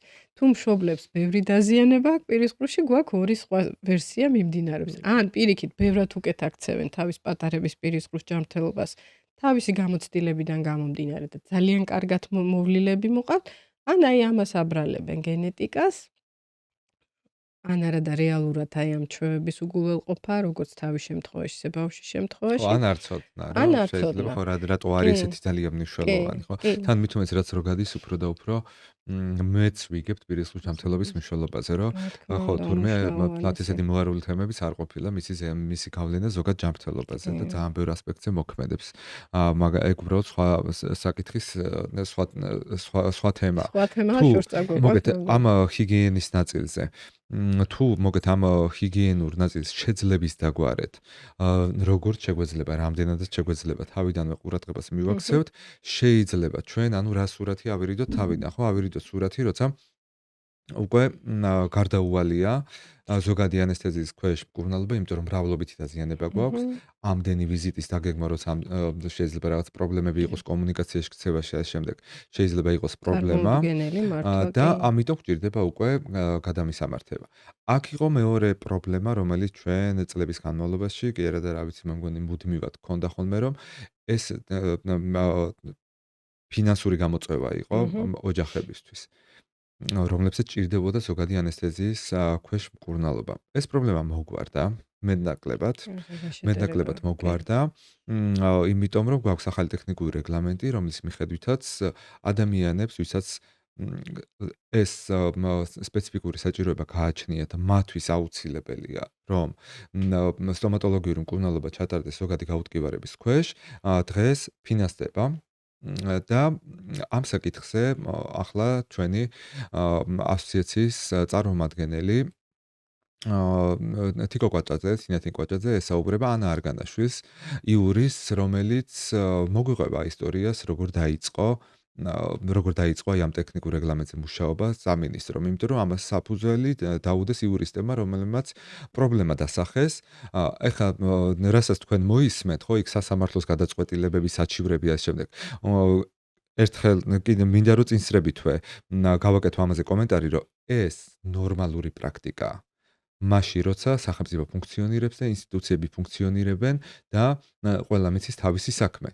რეალურად ასე კეთდება დარგი, ხო, პროფესიული ჩართულია, იურისტები, არასამთავრობო სექტორი ჩართული არის, პრობლემას სახავენ, მიმართავენ გადაწყვეტილების მიღებ ორგანოებს, ამ შემთხვევაში ჯანდაცვის სამინისტროს, იქ სასამართლოს გადაწყვეტილება იყო, რომ უნდა დაადგინა, რომ კი ბატონო ეს ნამდვილად საჭიროა და ასე შემდეგ. მოგეთ მოусმინოთ თიკოს და მოусმინოთ ანას, რას მოგვიყვებიან ამ ისტორიის შესახებ. შემდგომ კი უნდა გადავიდეთ კიდე ერთ მნიშვნელოვან საკითხს, ეს არის პტორის მედიკამენტები, იმიტომ რომ გავრცელებულ პრაქტიკას წარმოადგენს მისი მოხმარება და რაღაცა სიახლეები გვაქვს ამ მიმართულებითაც. ანა, გამარჯობა. პირველ რიგში მადლობას გიხდით, რომ ესეთ საინტერესო თემის ირგვლივ სასაუბროდ შემოგვიერთდით. თავიდანვე დავიწყებ და ჯობია განვარტოთ ადამიანების უფლებების პერსპექტივიდან, როგორ შეიძლება შეფასდეს ის ბარიერები, რომელსაც შეზღუდული შესაძლებლობების მქონე პირები აწყდებიან სამედიცინო სერვისების მიღებისას. გამარჯობათ, მადლობა ამ თემას, რომ უძღვნით თქვენს გადაცემას, პოდკასტს. ადამიანის უფლებების სპექტრში სამედიცინო მომსახურების მიღება უკავშირდება ფუნდამენტური უფლებების დაცვას. თუ სამედიცინო მომსახურება არ იქნება ადეკვატური, რა თქმა უნდა, ვერც ადამიანის სიცოცხლის უფლებაზე ვისაუბრებთ, ვერც ტკივილის, წამების, არასათანადო პროფის განდაცვაზე ვისაუბრებთ. ძალიან ხშირად აქვთ ხოლმე მცდელობა სხვადასხვა ქვეყნის მთავრობას, განსაკუთრებით ჩვენერ ქვეყნებში, რომ ეს უფლება, სამედიცინო მომსახურების უფლება გადაიტანონ ეკონომიკურ, სოციალურ ჭრილში და ცდილობენ ხოლმე პოზიციის შემუშავებას, როცა იტყვიან, რომ მაგალითად ჩვენი ეკონომიკა არ არის ისეთი, როგორიც სხვა ქვეყნების და ამიტომ უნდა დავიცადოთ და მივცეთ საშუალება ეკონომიკას განვითარდეს და შემდეგ შესაბამისი სერვისები. ჩემთვის ძალიან ხშირად ეს აღმოჩენილა იმის საფუძველი, რომ ირღვევა ფუნდამენტური უფლებები. ანუ არსებობს სერვისების ის მინიმუმი სტანდარტი, რაც ყველა შემთხვევაში უნდა იყოს, მიუხედავად იმისა, როგორი ეკონომიკური განვითარება მიაჩნია ამ ქვეყნის მთავრობას რო აქვს, იმიტომ რომ თუ მაგალითად ადამიანს ტკივილის გაყოჩებას ვერ უხერხებენ, თუ ადამიანს არ აქვს თუნდაც აუცილებელი სამედიცინო მომსახურება, გადაუდებელი სამედიცინო მომსახურება, მაშინ ყველა სხვა უფლება ირღვევა. ამიტომ პირდაპირ კავშირში ადამიანის უფლებების დაცვა და გვაქვს მინიმალურად აუცილებელი სტანდარტის დაკმაყოფილების ვალდებულება. აი უკვე რამდენია მინიმალური აუცილებელი სტანდარტი, ამაზე უკვე ვკამათობთ და რა თქმა უნდა, ადამიანის უფლებების დამცველები ვუსმენთ იმ ადამიანებს, ვისი უფლებაც უნდა იყოს დაცული, მათ ხშირად უკეთ იციან, რა არის ეს მინიმალურად აუცილებელი სტანდარტი. როდესაც ვსაუბრობთ შეზღუდული შესაძლებლობების მქონე პირებზე და აი ამ სერვისებზე, მნიშვნელოვანია განვმარტოთ კონკრეტულად ვის გულისხმობთ და რომელ ჯგუფებს, რადგანაც, რა თქმა უნდა, ის ყველა მათგანზე არ ვრცელდება. კი ბატონო, ზოგადად შეზღუდული შესაძლებლობის მქონე ადამიანის პირის დეფინიცია ხშირად კამათი საგანია. იმიტომ რომ საქართველოს და სხვა თუნდაც პოსტსაბჭოთა ქვეყნებში შემორჩენილია ისეთი დეფინიცია, რომელიც ეყრდნობა ხშირად სამედიცინო დიაგნოზს, ანუ დიაგნოზების ერთობლიობას. ეს მიდგომა მოძველებულია, არასწორია, სამედიცინო მიდგომით არის ცნობილი, ოღონდ ამ შემთხვევაში სამედიცინო გამოიყენება ცოტა სხვა კონტექსტში, ვინაიდან თანამედროვე მიდგომით შეზღუდული შესაძლებლობის მქონე პირის დეფინიცია არ არის მხოლოდ დიაგნოზი პირიქით, შეიძლება დიაგნოზთან საერთოდ არ იყოს კავშირში, არამედ დაკავშირებულია იმასთან, თუ აი ამ სამედიცინო მდგომარეობის გამო რამდენად ახერხებს საზოგადოებაში ინკლუზიას, საზოგადოებაში სრულფასოვან თვითრეალიზაციას, ანუ სხვადასხვა უფლებების დაცვას. შესაბამისად, აი მაგალითად, როდესაც საქართველოში იტყვიან, რომ ვიღაც კონკრეტული X ადამიანი არ არის შიშემო პირი, იმიტომ რომ დღევანდელ კრიტერიუმებს არ აკმაყოფილებს, ეს შეიძლება გახდეს სადაო და კიდევ ერთხელ ვიტყვი, რომ თავად ამ ადამიანს უნდა მოусმინოთ, რამდენად მიაჩნია, რომ საზოგადოებაში აქვს ინკლუზიის ფუნქციონირების თვითრეალიზების შესაძლებლობა. ანუ ძალიან კომპლექსური და ინდივიდუალურია, როგორც თქვენი საუბრიდან გავიგე. როგორც მაქვს ინფორმაცია, თქვენ მონაწილეობდით პროცესში, როდესაც მოხდა ტექნიკური რეგლამენტის სტიმულირება და მის საფუძველზე შეზღუდული შესაძლებლობების მქონე პირთათვის შესაძლებელი გახდა და ხელმისაწვდომი გახდა ზოგადი ანესთეზიის ქვეშ სტომატოლოგიურ სერვისებზე ხელმისაწვდომობა. აი, რა იყო ამის კი წინაპირობა? ბატონო, პირველ რიგში ვიტყვი, რომ ეს ცვლილება აუცილებლად უნდა ასეთი ორგანიზაცია, არასამთავრობო ორგანიზაცია, პარტნიორობა ადამიანის უფლებებისთვის, აი ამ ორგანიზაციის იურისტების ნამუშევარია. თვითონ პატარა ისტორია აქვს ამ შრომას წინ. კარგად მახსოვს, უბრალოდ ეს დღე, როცა დავიწყეთ ამ საკითხზე მუშაობა, მახსოვს, რომ ერთ-ერთი დილას დღესასწაულის დილა იყო თუ არ ვშტები, ან აღდგომა იყო, ან რაღაცა კი დღესასწაული და მახსოვს, რომ Facebook-ს ვათვალიერებდი და ვნახე, როდესაც ერთ-ერთი შიშიმო პირის დედა, ქალი წერდა, რომ არ აქვს თანხა, რომ გაუკეთოს ანესთეზიით სტომატოლოგიური მომსახურება და დიდკილს განიცდიდა მისი შვილი და ძალიან კარგად მახსოვს, რომ ძალიან შევწუხდით ყველა და უკავშირდი ჩემს კოლეგებს პარტნიორობა ადამიანის უფლებებისთვის ორგანიზაციაში და იმავე დღეს დავიწყე წერა აი ამ სასამართლო, ასე ვთქვათ, განცხადების სარჩელის და ისიც კარგად მახსოვს, რომ რახან დღესასწაული იყო, ყველა დაკავებული იყო და ჩემო მეგობრმა კოლეგამ ნანიკომ გამისწორა და შემდეგ ჩემო მეგობრებმა კოლეგებმა ჩემთან ერთად წაიღეს სასამართლოში. ეს იყო 21 წელი, მარტი, როდესაც სასამართლომ კონკრეტულად დავით წერეთელმა 3 დღის ვადაში თქვა, რომ ეს ასე არ შეიძლება იყოს, ადამიანები ტყივილს და ტანჯვას განიცდიან არარსებული სერვისის გამო და დაავალა მთავრობას. დაუყოვნებლივ ყოველ მიზეზს გარეშე გამოეცით ისეთი რეგულაცია, რაც თქვენ აღნიშნეთ, როდესაც იმიტომ რომ სერვისი არ არსებობს, ამის გამო ადამიანი არ შეიძლება რომ ტანჯვას განიცდიდეს. აი ასე მარტივად შეიძლება აი ამ საკითხს მოუარო. ხშირად მე რა თქმა უნდა ცდილობენ ხოლმე თქვან რომ აი მთავრობას თავად მოვიდა ეს იდეა, სამწუხაროდ არ იყო ესე, ჩვენც გვინდა რომ ეს მოვიდეს. იმასაც გეტყვით რომ ჩვენ იურისტები ამას ვერ შევძლებდეთ, რომ არა თქვენნაირი პროფესიონალები, ისიც ძალიან კარგად მახსოვს რომ პირველად ზურასგან გავიგე რომ შეიძლება რაღაც განსხვავებული სერვისი იყოს, ანუ იურისტებს გვჭირდება არგი ძალიან ძლიერი პროფესიონალები მედიცინაში, რომლებიც იქიცავენ უფლებებს, შემდეგ ჩვენ საქმეს ვაკეთებთ, მივდივართ სასამართლოში და თქვენამდე მოიტანენ ამ ინფორმაციას, კი, რა თქმა უნდა, ანუ იგივე ზურას რო არ ემუშავა ამ საკითხზე, მე არ მეცოდინებოდა როგორც იურისტ, რა შეიძლება მომხდარიყო. საბედნიეროდ სამედიცინო სფეროში იყო ეს გამბედავი ექიმები და მედიცინის პროფესიონალები, გვყავს ხოლმე და ამიტომ ასე წავიღეთ სასამართლოში. შემდეგ ბატონმა დავით წერეთელმა მოსამართლემ დაადგინა, რომ არჩევანი არ ქონდა მთავრობას, უნდა შეეცვალა.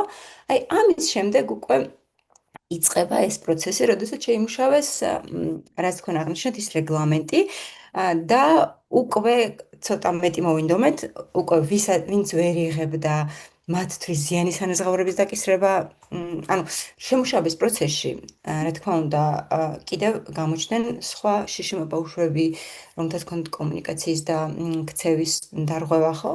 და ისინი რახან დაიჩაგრნენ, იმიტომ რომ შემუშავება ძალიან დიდ ხანს გაიწევა, შემდეგ უკვე ჩემმა კოლეგებმა თაკომ, სოფიკომ, თამონამ და სხვებმა ანამ წაიღეს და ამ ასე ვთქვათ ინდივიდებისთვის მოიპოვეს უკვე სასამართლოს გზით კომპენსაცია იმის გამო, რომ დააგვიანდა რეგლამენტ შემუშავება და განხორციელება.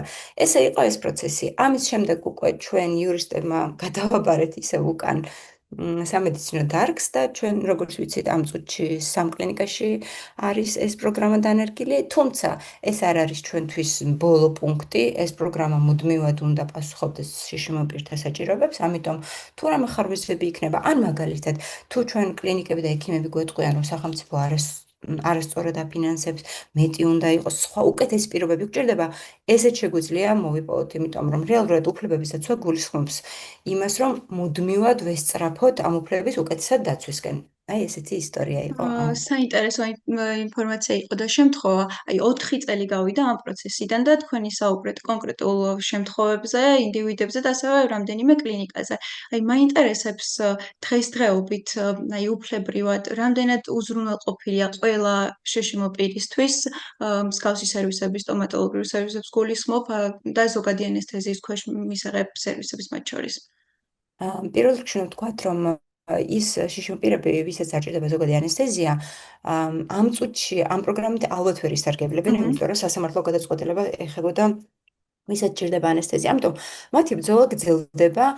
ძალიან ხშირად ფიქრობენ ხოლმე, რომ აი ესეთი სიტყვას იყენებენ ერთხელ და სამუდამოდ უფლებები დაცული არ არის.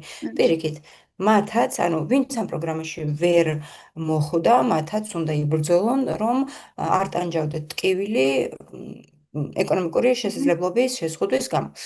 დღეს რამდენად დაცულია უფლებები, ეხლა ჩემთვის არასდროს არ არის საკმარისად დაცული. მაგალითად ის, რომ მხოლოდ 3 კლინიკა, ეს არანაირად საკმარისი არ არის, იმიტომ რომ გეოგრაფიული ხელმისაწვდომობა არ გვაქვს. გარდა ამისა, ამ კლინიკებში უკვე შიგნით არის თუ არა ის პირობები, რომ ეს სერვისი სწორად მიიღონ, ამასაც ჭირდება მონიტორინგი. მაგალითად, თუ განახორციელებელი კლინიკა იტყვის, რომ მე მჭირდება დამატებით აღჭურვა კლინიკის, ან მჭირდება დამატებით პირობების შექმნა, ეს უკვე ნიშნავს, რომ სრულფასოვანი უფლება არ არის დაცული. ანუ ჩვენთვის მთავარი არის არა ის პროგრამა თუ ხორციელდება, არამედ ის უფლება თუ იქნება დაცული და უფლების დაცვა არ გულისხმობს მარტო პროგრამაში მონაწილეობას. ეს უნდა გულისხმობდეს თანასწორობაზე დაფუძნებულ, ასე ვთქვათ, ხელმისაწვდომ სერვისს, რომელიც ღირსების შემოხველი არ იქნება სწრაფი და იძლევა იმ შედეგს, რომ ადამიანის ცხოვრება გააუმჯობესოს. მაგრამ კიდევ ერთხელ რომ ვთქვათ, დაცულია თუ არა, ეს უნდა გითხრან თავად ამ შიშიმო პირებმა და სამედიცინო სფეროში არსებულმა ყოფმა კოლეგებმა, იმიტომ რომ თქვენგან ვიგებთ ჩვენ პროფესიული ცოდნა არ გაგვაჩნია. თქვენთან გვინდა ჩვენ თანამშრომლობა, რომ თქვენ გვითხრათ, რომ მგონი აი ეს უფლება არ არის დაცული, მიუხედავად იმისა, რომ პროგრამაა, ან საჭიროა ახალი პროგრამა და ჩვენ უკვე იურისტები ვიბრძოლებთ, რომ თქვენი მგონი და თქვენი პროფესიული და კომპეტენტური აზრი უკვე სასამართლო გადაწყვეტილებით გავამყაროთ და სასამართლოსაც დავუსაბუთებთ, რომ რახან ჩვენი კოლეგები გვეუბნებიან, რომ ასე უნდა იყოს ორგანიზებული, ესე იგი ასე უნდა იყოს ორგანიზებული. ანუ გრძელდება ამ უფლების დაცვა. და ბოლოს კითხავთ, რა არის მთავარი ბერკეტი, ან რა საკანონმდებლო ცვლილებას საჭიროებს დღესდღეობით არსებული მდგომარეობა, რომ ასეთ პრობლემებს აღარ წააწყდეს პაციენტები?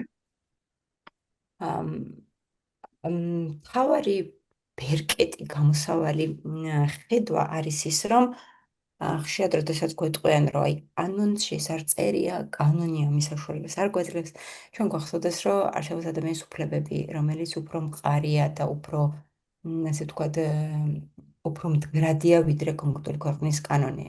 აი მაგალითად ახლაც გვეუბნებიან, რომ მაგალითად სამედიცინო პირბადის გაკეთება არის უკანონო და ციხეშუნა წახვიდე, მაგრამ ადამიანის უფლებების კუთხით ეს ხომ წარმოუდგენელი აბსოლუტურად, ხო? და იგივე გარკვეული კანონები, რომელიც ლოკალურად მიიღება, შეიძლება წინააღმდეგობაში იყოს ადამიანის უფლებებთან. ამიტომ მუდმივად გვახსოვდეს, რომ ადამიანის უფლებები გვაქვს, იმიტომ რომ დავიბადეთ უკვე გვაქვს, ან ჩემს ვერც ერთ ასე ვთქვათ მთავრობას ვერ ხელი წიფება რომ წამართვას, იმიტომ რომ ადამიანი ვარ, ანუ ვერ წამართვას. ამ უფლებებს არ ადგენს ჩემი ქვეყანა, ეს უფლებები რომ დავიბადე უკვე მაქვს. თუ გვაინტერესებს რა უფლებებია, უნდა შევხედოთ ადამიანის უფლებების ევროპულ კონვენციას, ასევე გაეროს მაგალითად შემოპირთა უფლებების კონვენციას, გაეროს ბავშვთა უფლებების კონვენციას, ქალთა დისკრიმინაციის ყველა ფორმის განდაცვის კონვენციას, აი აქ უნდა ვნახოთ რა უფლებებია. შემდეგ უკვე შევხედოთ ჩვენს კანონმდებლობა და თუ დავინახოთ რომ ხარვეზია, უნდა ჩვენს მთავრობას ვუთხრათ, რომ მე ადამიანის უფლებებს მივსდევ და მჯერა, რომ ის უნდა იყოს დაცული. ასევე გეტყვით, რომ უფლებების დასაცავად არ არის აუცილებელი, რომ ის მაინც და მაინც ჩვენს კანონში იყოს ასახული. ჩვენი სასამართლო, ჩვენი სამართლებრივი რეალობა ცნობს ამ უფლებებს, იმიტომ რომ კონსტიტუციაში გვიწერია, რომ ეს უფლებები ჩვენთან სავალდებულა. შესაბამისად, თავი არ უნდა შევიზღუდოთ, როდესაც გვეტყვიან, რომ ან კიდევ ერთხელ ამ ფინანსები არ არის, ან კანონში არ წერია, ან ესეთი რამე არავის არ გაუკეთებია. აი, კარგი გუნდის და თანამოაზრეების მთელი ალბათ უდიდესი დამსახურება და ასე ვთქვათ კონტრიბუცია ის არის, როდესაც ჩვენ დავიწყეთ ამ სტომატოლოგიური სერვისზე მუშაობა და არც ერთმა ჩემმა თანაგუნდელმა არ მითხრა, რომ ეს შეუძლებელია, იმიტომ რომ მეც ვიცი და მათაც იციან, რომ ადამიანი არ შეიძლება რომ წამებას განიცდიდეს. სულ ერთია ეს რატომ ხდება. ეს უბრალოდ უნდა შევცვალოთ. ძალიან დიდი მადლობა ესეთი საინტერესო და პრაქტიკული ინფორმაციისთვის. მეც შეჯამების სახით ვიტყვი, რომ რადგანაც ადამიანის უფლება ეს არის ფუნდამენტური, ყველა ადამიანისთვის ჯანმრთელობის სერვისებზე ხელმისაწვდომობა სწორედ სახელმწიფოს პასუხისმგებლობაა და ვფიქრობ, რომ ის დეტალები და ბარიერები, რომელზეც ვისაუბრეთ, მათი აღმოფხვრა პირდაპირ მიგვიყვანს ამ პრობლემების მოგვარებისკენ წაგვიყვანს. ამიტომ ძალიან დიდი მადლობა კიდევ ერთხელ. მადლობა თქვენ. კეთილი, დიდი მადლობა თიკო, დიდი მადლობა ანა. და ჩვენ აქ ვაგრძელებთ ისევ საუბარს, მოკეთ როგორც ახლა ანასგანაც მოვისმინეთ, ხო, აი ეს ტერმინთა განმარტება ასევე ძალიან მნიშვნელოვანი საკითხია, ხო? იმიტომ გავაკეთე თავიდანვე ჩვენი პოდკასტის დასაწყისში, ჩვენი ეპიზოდის დასაწყისში ეს, რომ ჩვენ როცა ვსაუბრობთ შეზღუდული შედეგების მქონე ადამიანებზე, მოდელები განსხვავებული გვაქვს და სოციალური მიდგომა არის ის, რასაც უნდა ეფუძნებოდეს ეს ყველაფერი, მაგრამ ჩვენი განმარტებითაც საქართველოში რაც გვაქვს, ხო? ამ სტატუსის ქვეშ ერთიანდებიან მათ შორის ქრონიკული დაავადების მქონე ადამიანები და ეს მარტო ჩვენი პრაქტიკა არ გახლავთ, მაგალითად აი ინფექციის შიციც კი მსოფლიოს ბევრ ქვეყანაში ისევ შშმ სტატუსის ქვეშ არის. ამიტომ როცა ვსაუბრობთ, მაინც ასე დონეზე ჩვენ არ ვაზოგადებთ, ხო? კონკრეტულ საჭიროებებზე ვსაუბრობთ, არ აქვს მნიშვნელობა რისგან არის გამოწვეული და ჩვენ ამ პრობლემის მოგვარების მგზებზე ვსჯელობთ დღეს. სოფო,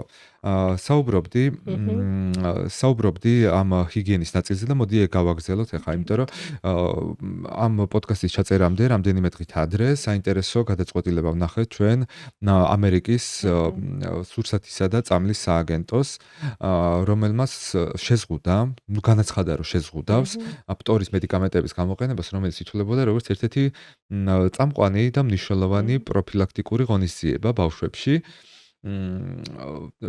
აქ არ ვსაუბრობთ ჩვენ კვილის პასტებზე, ხო? საუბრობთ დამატების სახით მიცემულ ფტორის მედიკამენტებზე. რა წერია ამ გადაწყვეტილებაში და როგორ შეხვდა ამ სტომატოლოგიური სამყარო? იცით რა, მოდით ესე ვთქვათ, შეიძლება ძალიან ახალი არაფერი არ წერია, უბრალოდ ეს დაგროვილი გამოცდილების შედეგი მივიღეთ. ყველამ ვიცით წლების მანძილზე უკვე, რომ ფტორს აქვს კარიესის საწინააღმდეგო მოქმედება, იმიტომ რომ გარკვეულწილად ანტიბაქტერიული მოქმედებაც აქვს მას და ასევე ვთქვათ, ადგილობრივად დიდი რაოდენობით ფტორი, როდესაც არის კბილის ზედაპირთან ახლოს, სადაც კბილის დემინერალიზაცია ჩვენ ვთქვით, რომ გამორეცხვა ხდება.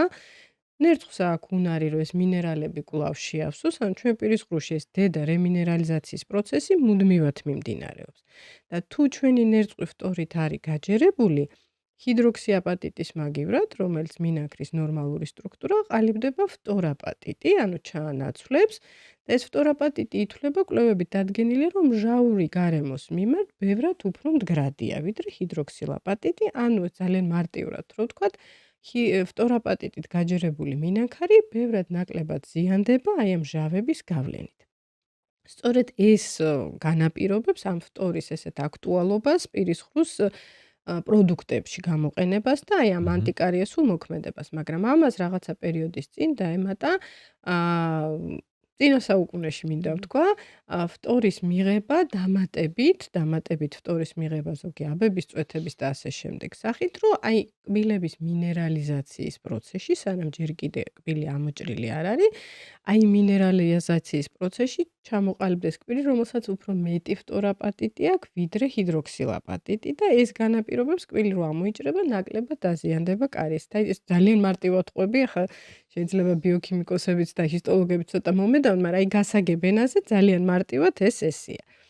ამან განაპირობა დანიშნა, მაგრამ ასევე გრძელდებოდა, რა თქმა უნდა, ამ ყველაფერთან ერთად კვლევებიც და იცით რა დადგინდა, რომ ბევრად უფრო ნაკლები პროცენტული შემცველობით არის ეს ფტორაპატიტი ასეთი პაციენტის კბილებში ამოჭრის შემდეგ და ნაკლები გვაქვს ის ანტიკარიესული და მდგრადი ეფექტი, ვიდრე თუ ფტორს გამოვიყენებთ კვლავ ისევ ადგილობრივად. და აი პირის ხრუს მოვლის საშუალებლებში კბილის პასტის სახით ან სავლების სახით თუ იქნება ეს ფტორი და შეხება იქნება უშუალოდ აი იმ დეფექტურ დემინერალიზებულ მინანქართან, იქ უფრო ბევრად ეფექტურად მუშაობს. ესეც კვლევებმა დაადგინა, ასე ვთქვათ, ჩემი აზრი არაა და ყოველთვის იყოფოდა აზრი სტომატოლოგიურ საზოგადოებაშიც, რომ კი, ყველა პაციენტთან დავნიშნოთ ეს ფტორის აბები თუ აუცილებელია რომ რაღაცა კონტინგენტს დავუნიშნოთ. საერთოდ არ იყო ჩვენთან სხვა შორის რაღაცა წლების წინ ესეთი საშუალებაც არ იყო პრეპარატების ეს ფტორი დამატებით მიეღოთ. ეხლა შემოვიდა უბრალოდ ეხლა სხვა ტენდენცია, ეხლა ყველას უნიშნავენ. და ყველას უნიშნავენ იმიტომ რომ როგორც აღვნიშნე საკმაოდ მაღალია ბავშვთა ადრეული კარიესის, ასე ვთქვათ, მაჩვენებელი საქართველოში, მაგრამ თუნდაც იმ ძველ ამერიკულ გაიდლაინებში იცით რა ეწერა, როდესაც იქ იყო ნახსენები, რომ შეიძლება ასეთ პაციენტებში, ბავშვთა ადრეული კარიესის მქონე პაციენტებში, აუცილებელია გამოვიყენოთ ფტორის შემცველი დანამატები.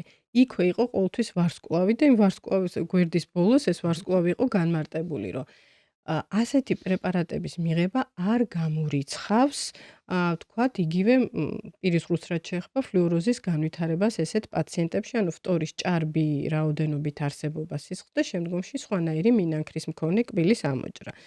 მაგრამ იქვე იყო მინიშნება, რომ ჯობია განვითარდესო მსუბუქი ფორმის ფლუოროზი, ვიდრე მივიღოთ გართულებები ბავშვთა ადრეული კარიესის მხრიდან, იმიტომ რომ ბავშვთა ადრეული კარიესი თუ მით უმეტეს მწვავე ფორმაა და სამწლამდეა, ხშირ შემთხვევაში მივდივართ ისეთ ანთებით, ასე ვთქვათ, პირის ხრუში არსებულ ისეთ პრობლემებთან, ან პერიაპიკალური ქსოვილების და, კბილი არის ხანდახან ამოსაღები და შეშუპებით მოდის 3-4 წლის ბავშვი და თან ეს პროცედურა ძალიან მალე უნდა ჩატარდეს, იმიტომ რომ ბავშვებში ნებისმიერი ანთებითი პროცესი ძალიან სწრაფად ვითარდება და მოიცავს უფრო დიდ, ესე ვთქვათ, მასშტაბებს. აი სწორედ ამის საპირწონედ ყველა გაიდლაინში ეს მითითება იყო, რომ აი ესეთი გართულებების თავიდან არიდების მიზნით, თუ თქვენ დანიშნავთ ფტორს, შეიძლება კი ფლუოროზი განვითარდეს, მაგრამ ახლა სერიოზული ანთებითი პროცესი როდესაც და ბავშვს ჭირდება კბილის ექსტრაქცია 3 წლის ასაკში და თქვათ პერიოსტიტი, ოსტეომიელიტი და ასე შემდეგ განვითარების რისკები გვაქვს, ჯობია ფტორი დაალევინოთ, მაგრამ იქაც ესე იყო, რომ საბოლოოდ აი ბოლო გაიდლაინებში იყო, რომ ყოველ შემთხვევაში უნდა მოხდარიყო ინდივიდუალური მიდგომა. განსაზღვრული იყო იმ რეგიონში ფტორირება თუ ხდებოდა წყლის, ან რძის, ან თქვათ სხვა მხრივ თუ არ მიეწოდებოდა ფტორი პაციენტებს, ადგილობრივად და ინდივიდუალური ჰიგიენა როგორი იყო და ადგილობრივად გამოყენებული ფტორის, ესე ვთქვათ, პრეპარატების მოხმარება როგორი იყო და აი ამის საფუძველზე ინდივიდუალური სქემით ჭირდებოდა თუ არა ამ კონკრეტულ ბავშვს ჩარევა და დამატებითი საშუალებების მიცემა, ესე უნდა განსაზღვრულიყო და აი ჩვენთან ცოტა ისეთი ტენდენცია, რომ თუ დაზიანება არის, ყველას უნიშნავენ. რეალურად ყველა პედიატრების და ბავშვთა სტომატოლოგებს რაღაცნაირად ის გახდა პოპულარული, ანუ რო არ ქონდა და შემოვიდა, აი ამ სიხარულის ფონზე რეალურად ყველა ნიშნავს და მაინც ბევრად უფრო მნიშვნელოვანია და ისევ ყველა მითითებაში არის საერთაშორისო სწორი ინდივიდუალური ჰიგიენა. ამ ინდივიდუალური ჰიგიენის დროს გამოყენებულ საშუალებებში ფტორის ადეკვატური შემცველობა სრულიად აგვარიდებს აი ბავშვთა ადრეული კარიესის განვითარების მაღალ რისკებს და სრულიად საკმარისია. ამასთან ერთად თუ კიდე კვები ჩვევებსაც დავარეგულირებთ, საერთოდაც არ იქნება ამ ფტორის აბების დანიშვნის, ესე ვთქვათ, აუცილებლობა. და იქ სადაც მანამდე ხო ესე იყო ხო რომ სადაც წყლის ფტორირება მიმდინარეობს იმ რეგიონებში არც ისედაც იყო. არის ნიშნავენ. ჩვენ ნახოთ ეგ ვერ გავიგეთ ხო დღეს ჩვენთან ფტორირება ხდება თუ არა მე მგონი არ ხდება. არა, რამდენადაც არა მე ოფიციალურად მაქვს მე მგონი ინფიცია. ხდება, მაგრამ რამდენჯერაც ვიღაცებმა შეამოწმეს, ხო, არ იყო. რაღაცა არის. და იმიტომ რომ ერთი ფტორირებაც საკმაოდ ესეთი მე რამდენადაც ვიცი, საკმაოდ დიდი იმით აწვება ბიუჯეტ წყლის ფტორირება. ხო, ანუ ეხლა რომ შევაჯამოთ ეს შეიძლება თქვი ანუ FDA-ის პოზიცია არის ის, რომ რეალურად ეს ფტორის მედიკამენტები ნაწლავის მიკრობიომზე ახდენს ზეგავლენას, რამაც შეიძლება იყოს დაკავშირებული განვითარების დარღვევებთან შემდგომში, ბავშვის განვითარების დარღვევაზე არის საუბარი და ამბობს, რომ სარგებელი, რომელიც შეიძლება ჰქონდეს ამას ფტორის მედიკამენტების მიღებას აჭარბებს მისას რისკები აჭარბებს სარგებელს, მაგრამ სტომატოლოგთა ასოციაცია მას არ ეთანხმება და ეუბნება, რომ არა სარგებელი აჭარბებს რისკებს. ამ ეტაპზე აქ ვართ გაჩერებული. ნუ დაახლოებით, მაგრამ სტომატოლოგია ასოციაცია ასევე იმასაც არ უარყოფს, რომ სწორი ინდივიდუალური ჰიგიენა და ამ ინდივიდუალური ჰიგიენის საშუალებებში შტორის არსებობა აუცილებელია. ხო, ეგ ამაზე ვთანხმდებით კი. მაგას FDA-ც ამბობს. კი. FDA-ც ამბობს, რომ ფტორის შემცველობა, ნუ უბრალოდ ესე ამბობს, რომ ამ მიზნის მიღწევა ფტორის მიწოდება სხვა გზებითაც არის შესაძლებელი და როცა ეს არის რისკიანი, ამიტომ ვიწყებთ ამ პროდუქტების შეზღუდვას. ნუ დაახლოებით პოზიცია ესეთი იყო. და შეზღუდვაში რა იგულისხმება ჯერ არ ვიცით, იმიტომ რომ არასოდეს ის მედიკამენტად არ ყოფილა რეგისტრირებული, ყოველთვის იყო საკვები დანამატი და საკვები დანამატებს არ აქვს შესაბამისად ხო ეს რეგულაციები, შემოწმება არ მიმდინარეობს, ხო ეს კლინიკური კვლევები ისე არ მიმდინარეობს როგორც მედიკამენტების, ამიტომ თლად კარგად არ ვიცით რა საკეთებდა ეს მედიკამენტები რეალურად რო ვთქვათ, ხო? ჩვენ ვნახულობდით ეფექტებს ამ ადამიანებზე და კვლევები ამ სახით გვაქვს. კი ბატონო. ეს და სხვა ჰიგიენური საშუალებები, რომლებიც შეიძლება გამოვიყენოთ, ხო? ტიპური განვითარების შემთხვევაში, განვითარების დარღვევების შემთხვევაში ეს შეიძლება იყოს მაგალითად ინტერდენტალური ჯაგრულები, ხო? პატარა ჯაგრულები. იმიტომ რომ რასაც ეგან შენ საუბრობდი, რომ მთავარი მექანიკური მოშორებაა, ხო? აი ამ ნადების, ხო? ეს არის ამოსავალი წერტილი და კბილთა შორის სივრცეში ძალიან რთულია. ალბათ აქაც ჯობია გავახსენოთ ახლა ჩვენს მშობლებს, რომ აი ყველაზე ხშირად კარიესები სწორედ აქ ჩდება ორ კბილს შორის, იმიტომ რომ იქ არის ძნელი და ამისთვის ინტერდენტალური პატარა ჯაგრულები როა ხოლმე. დღეს აი ეს არის სწორედ ოქროს სტანდარტი, რომელზეც საუბრობთ.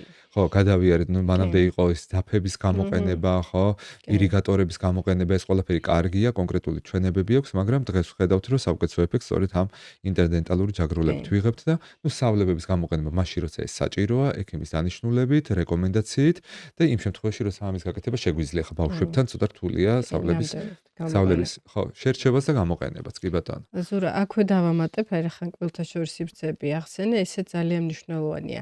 ნახეთ, ჩვენ გვინდა ხოლმე საუკეთესო ჩვენ ბავშვებისთვის და რაღაცნაირად ცოტა ესე გამოგვდის მეორე მხრივ ხოლმე. ბავშვი, როდესაც მას უკვე ყველა კბილი პირში ამოეჭრება, ის მისი პირის ყრუ მზად არის იმისთვის, რომ გადაამუშაოს და დაღეჭოს შედარებით უფრო მკვრივი საკვები. და რატომღაც ესეთი ტენდენცია არის ზემზრულმელ მშობლებში ხოლმე, რომ ძალიან დიდი ხანი ასეთ ბავშვებს აძლევენ კვლავ დაბლენდერებულ რაღაცა, აი იგივე ხოცის ჭამის და ესეთ საშუალებას არ აძლევენ, რაც საკმაოდ რთულად გადამოსავსებელია კბილები და აი ფარშირებული სახით ხშირ შემთხვევაში იღებენ. ანუ პატარა სპირის ყრუს, ეს თქო ზედმეტი დატვირთვა, ანუ უბრალოდ ნორმალური დატვირთვაც კი არა აქვს ხოლმე, რომ გადაამუშაოს საკვები ამ ზემზრულვენობის ფონზე. ან არა და პირიქით, როდესაც კბილები მუშაობს და ჩვენ ღეჭვით ასე ვთქვათ პროცესს ვახორციელებთ, ამ დროს დატვირთვა მოდის კუნთებზე, საღეჭ კუნთებზე, ეს საღეჭი კუნთები თავის მხრივ დამიმაგრებულია ჩვენ ძვლებზე და აი ამ ალვეოლური მორჩის დასდა სტიმულირებას, მისი ზრდის სტიმულირებას ხელს უწყობს ეს კუნთოვანი დატვირთვა. პლუს ჩვენ ვიცით, რომ სადღაც 5.5 წლიდან ბავშვს უნდა ამოვიდეს მუდმივი კბილები, იმიტომ რომ ეს მუდმივი კბილები უნდა ქონდეს მთელი ცხოვრების მანძილზე. და მთელი ცხოვრების მანძილზე როგორი ზომის უნდა იყოს, ანუ ზრდასრული ადამიანის შესაბამისი ზომის კბილები უნდა ამოვიდეს. რაც განუვითარებელი ქვედა და ზედა ყბის შემთხვევაში გამოიწვევს აუცილებლად პრობლემას. ანუ თუ ეს ღეჭვითი აქტი მანამდე არ დაიწყო, სადღაც 2 წლიდან ბავშვმა აქტიურად ღეჭვა არ დაიწყო, 5 წლისთვის ეს ალვეოლური მორჩები ისე ზომაში არ იქნება შემზადებული წინასწარ ამ ფართე და დიდი კბილების ამოსვლისთვის. და გვექნება სივრცის დეფიციტი. აი ამასაკისთვის სადღაც 3.5-დან 3 წლიდან 5 წლამდე ბავშვს სარძევე კბილებს შორის სივრცეები უნდა გაუჩნდეს ნორმაში. თუ ნორმალური განვითარებაა და ნორმალური დატვირთვაა და ღეჭვითი პროცესი ნორმალურად მიმდინარეობს. აი შეიძლება ინდივიდუალური ჰიგიენა ძალიან კარგად იყოს დაცული, მაგრამ 5 წლის ასაკში თუ ყველა სარძევე კბილი ძალიან მჭიდროდ არის ერთმანეთთან, ხო? და ეს სივრცეები არ არის გაჩენილი, იმიტომ რომ აი ეს პროცესები თავის დროზე დაირღვა და გვაქვს უკვე თანკბილვის ანომალია, სწორედ ამ შემთხვევაში უკვე გვაქვს საკონტაქტო ზედაპირების კარიესები. აუცილებელია ასეთ დროს აი დამატებითი საშუალებების გამოყენება და კბილთა შორის სივრცეების გასუფთავება დამატებით აუცილებლად და ამიტომაც აი ეს ასაკი 5-6 წელი არის იდეალური ასაკი ორთოდონტების კონსულტაციის, რომ თავიდან ავიცილოთ აი რაღაცა, ან თუ უკვე არის მინიმალური ჩარევით გამოვასწოროთ ეს თანკბილვის პრობლემები.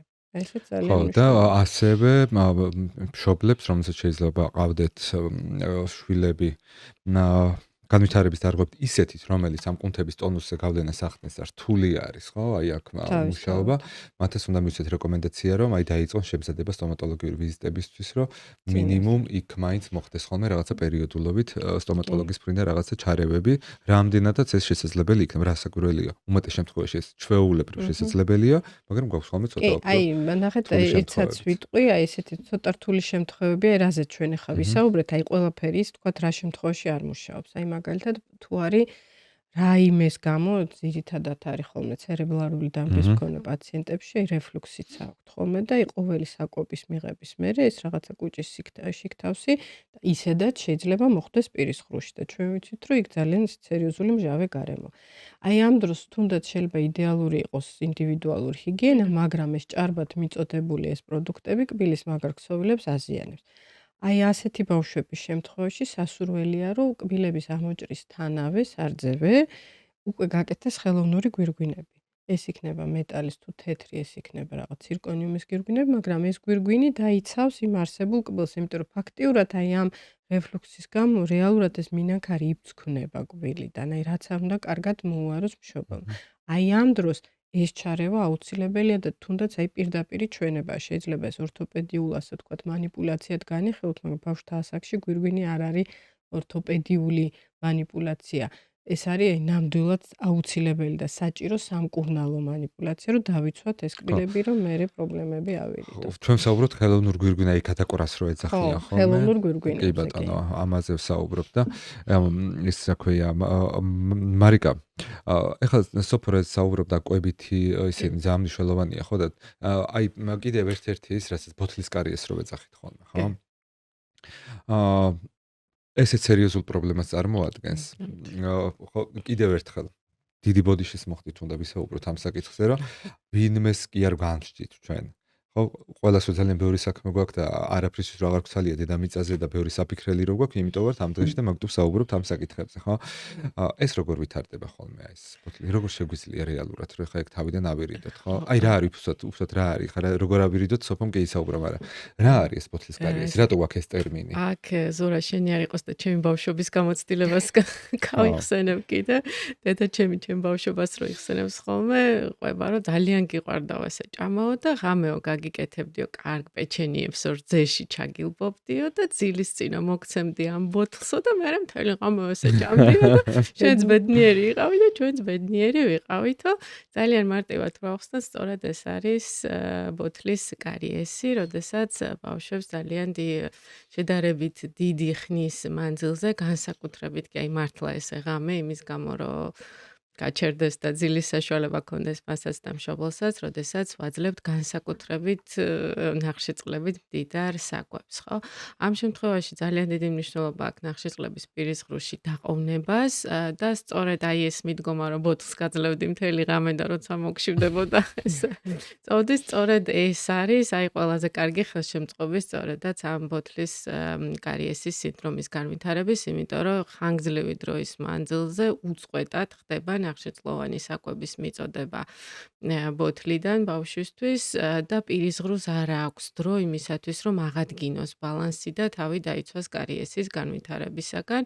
ასე რომ, როდესაც ბავშვს ბოთლით ხანგრძლივი დროის მანძილზე ვაძლევთ ნახშირწყლებით დიდ ტკბილ და ტკბილ საკვებს, იგივე შეიძლება იყოს არა მარტო პეჩენი, არამედ ესეც ტკბილი ჩაის აძლევენ ხოლმე კიდევ ან კომპოტებს, ტკბილ კომპოტებს, ხო?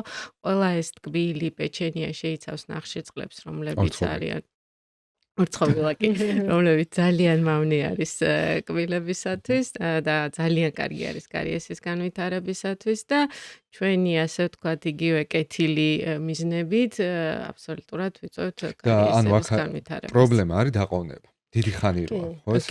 კი. და ამიტომაც გვაქვს ეს ვყოფთ ორ ნაწილად დღეში ორჯერ პირისღრუს ჰიგიენას. კი. და როცა ახლა დიდები ვართ და ჩვენ შეგვიძლია ჩვენ ქცევაზე ავიღოთ პასუხისმგებლობა ერთია, მაგრამ როცა არიან ბავშვები ან სხვა ადამიანები ვისგანაც ჩვენი მიხმარება და სტიმული შეიძლება დაჭირდებოდეს, იქ კიდე უფრო მნიშვნელოვანია და მოდი ეს საკითხი ბოლოსო დავამთავროთ, უბრალოდ ამ საკითხზე ბევრი კითხვები არის ხოლმე მუდმივად და მოდი სოფო ეს თემა გავაგრძელოთ ისევ და ძუძუთი კვებაზე ვისაუბროთ, ხო? ძალიან კარგი თემა არის, ახლა ორივე შემთხვევაში, აი ჩემი ერთ-ერთი იწევს ძუძუთი კვება კარიერას. აი, ეხლავე გავხდი ამ თემას.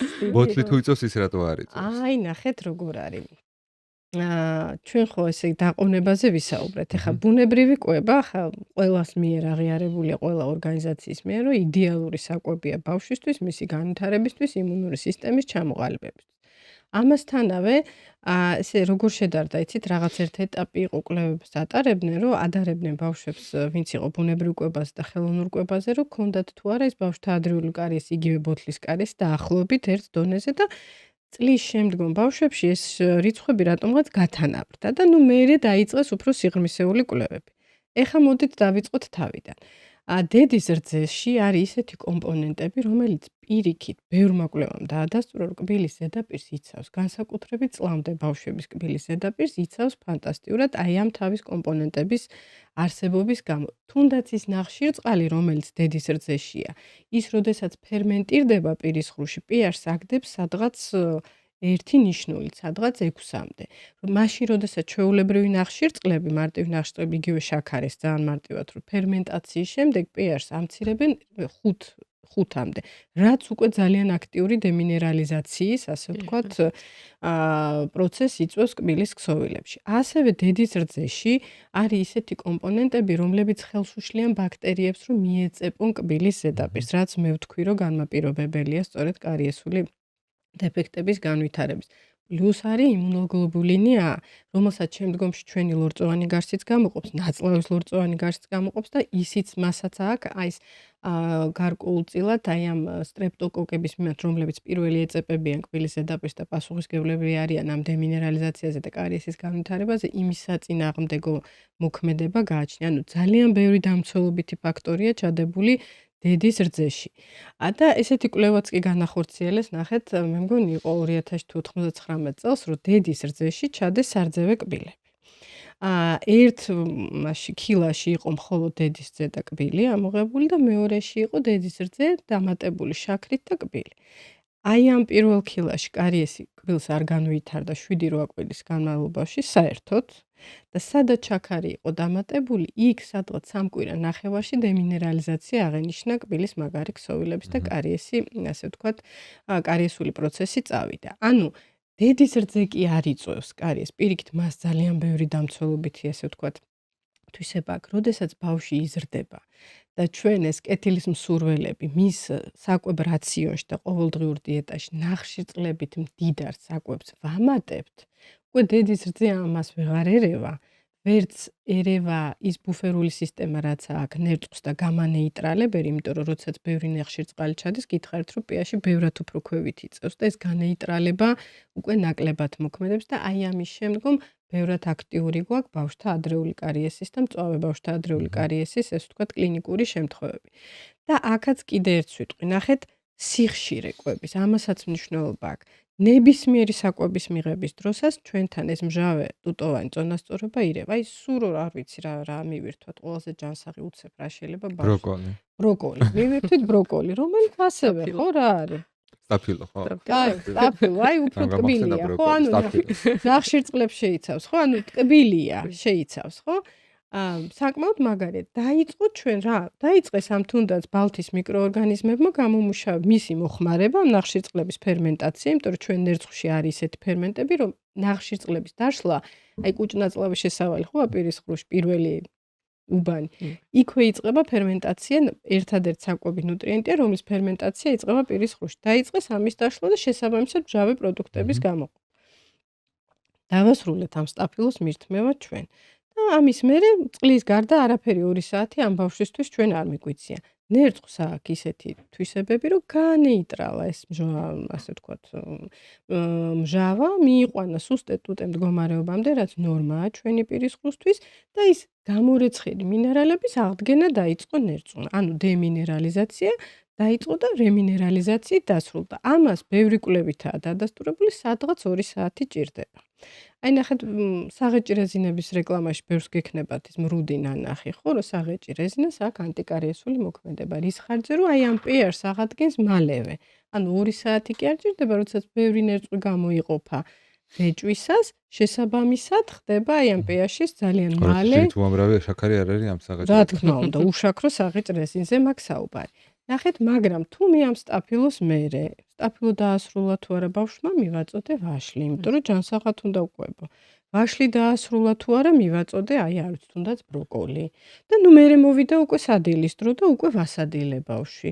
ნუ სადილის მერე კიდე რაღაცაც ხო დესერტად უნდა მივწი, ანუ მუდმივი კვების რეჟიმში როდესაც არის ბავშვი და მუდმივად მიწოდება ხდება ნებისმიერ თუნდაც სასარგებლო საკვებს, რომელიც ასევე ზოგიერთი მათგანი შეიცავს ნახშირწყლებს. აი ამ დროს ეს დემინერალიზაციის პროცესი გრძელდება და არასდროს არ წყდება. არასდროს არ ხდება რემინერალიზაციის ჩანაცვლება და სწორედ ეს არის ძირითადი პრობლემა.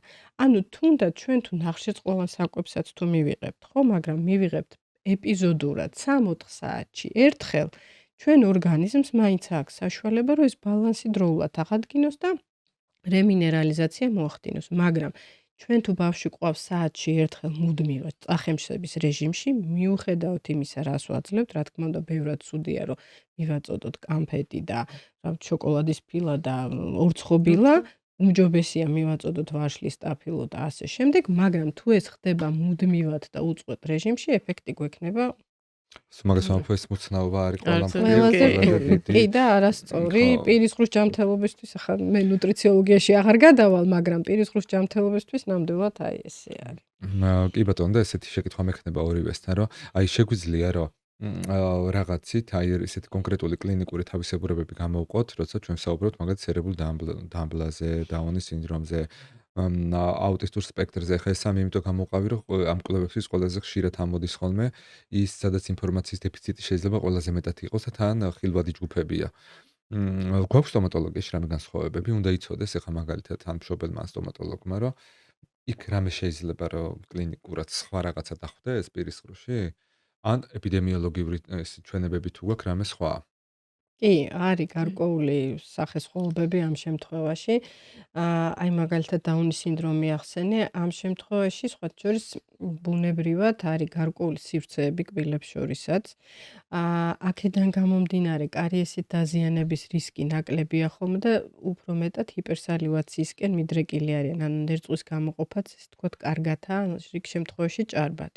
აქედან გამომდინარე ნაკლები გვაქვს კარიესი, მაგრამ თუ კბილი მაინც დაზიანდა, ანატომია არის ამ კბილების განსხვავებული. აი მაგალითად თუ გჭირდება არხების მკურნალობა, ენდოდონტიური ჩარევა თუ არ გახდა საჭირო, ბავშვებს და მოზრდილებს, ვისაც აქვს დაუნის სინდრომი, მათ გვირგვინოვანი ნაწილი აქვთ ძალიან დიდი და მასიური და ფესვები არის სადღაც ბოლოში იყოფა და შედარებით მოკლე. ამიტომ ეს კლინიცისტმა უნდა იცოდეს ასეთი კბილის მკურნალობის შემთხვევაში. ასევე დაუნის სინდრომის მქონე პაციენტებში უფრო მეტად ჭარბობს პაროდონტის დაავადებები, როგორც გითხარი, კარიესთან შედარებით.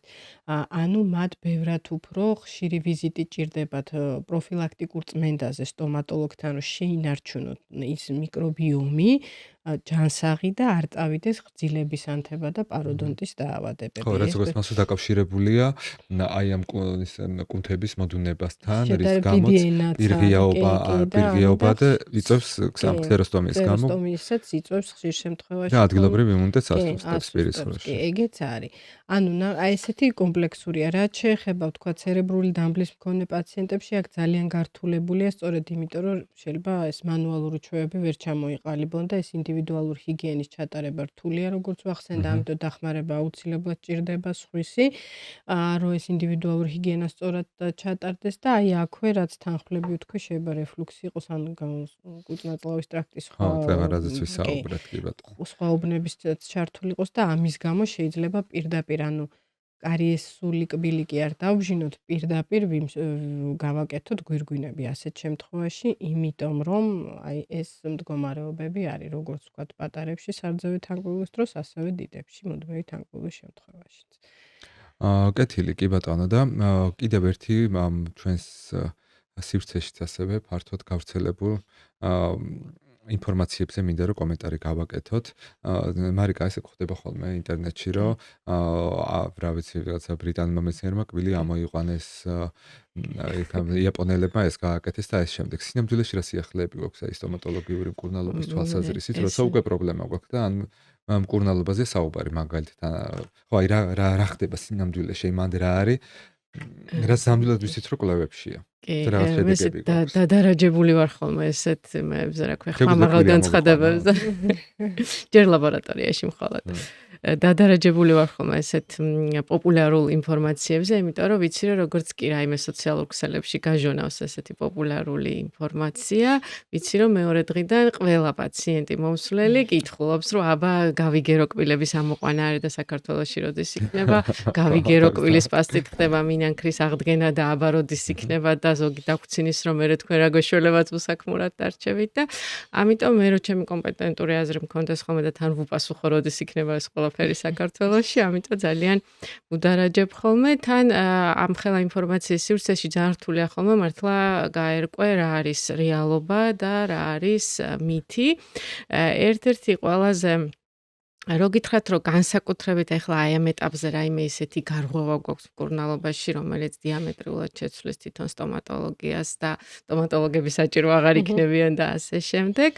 ასეთი ამ წუთისთვის რაც მახსენდება, ეს არის ხელოვნური ინტელექტის დიაგნოსტიკის დახვეწა და ასევე მახსენდება რობოტების საშუალებით, რობოტული ქირურგიისთან ერგვა რობოტების საშუალებით იმპლანტების ჩასმა. ეს არის მეტნაკლებად ესეთი რეალური კვლევებით დადასტურებული, რომელიც აი ნამდვილად რაღაცა ესეთ სერიოზული ცვლილება არის, თუნდაც დიაგნოსტიკაში ან პროცედურულად. დანარჩენი მეტნაკლებად მითია ხოლმე. უბრალოდ ეს ამბები ყოველთვის ისეა, რომ მთლიანად ტყუილი არასდროს არ არის, რაღაცა მეცნიერულს ეფუძნება, მაგრამ რაღაცა მერე უკვე გაბუქებულია და ესე მოწვდილი, რომ ასე ვთქვათ, სენსაცია გამოიწვიოს. ერთ-ერთი ყველაზე ბოლო ესეთი რაც მახსენდება, ეს იყო თუნდაც კბილის პასტებით კბილის მინანქრის გაზრდა და ეხლა იყო სულ ბოლო ნოემბრის დასაწყისში, რომ რაღაცა გელების წასმის შედეგად ხდება კბილის ქსოვილების ამოყვანა და გაზრდა. ეს ყველა პაციენტის ოცნება არის, რომ აღარ დაჭირდეთ სტომატოლოგთან მისვლა. ამიტომ ამ ნიუსსაც, ასე ვთქვათ, ამ ახალ ამბავსაც ჩაუღრმავდი და რაღაც ნაწილი აქაც ნამდვილად სიმართლეა და რაღაც ნაწილი ტყუილია. კერძოდ სიმართლე არის ის, რომ ნამდვილად ბრიტანელმა მეცნიერებმა მოახერხეს ის, რომ ხელოვნურად შექმნეს მინანქრის მსგავსი სტრუქტურა.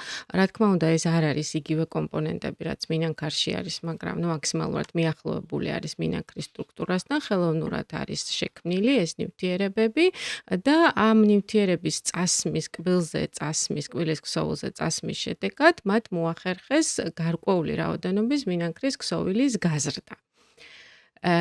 ეს აქამდე რაც ვთქვი, ეს არის სრული სიმართლე. მათ ნამდვილად გამოიგონეს ესეთი ნივთიერება, ნამდვილად კბილზე უსვამენ და ნამდვილად იზრდება კბილის ქსოვილი, მაგრამ ამის შემდეგ იწყება უკვე გაბუქებული ამბავი, საქმე იმაშია თუ რა სისქის კბილის ქსოვილის გაზრდას ახორციელებდნენ ისინი და როცა ჩაუღრმავდები იმ პირველ წყალოს, ანუ იმ ნამდვილ სამეცნიერო სტატიას, რომელიც ამის შესახებ არის გამოქვეყნებული სამეცნიერო ჟურნალში და არა პოპულარულ ჟურნალში, აღმოჩნდა, რომ მინანქრის ეს სისქი არის 10 მილიმიკრონი. ანუ ეს არის დაახლოებით მილიმეტრის მეასეთი.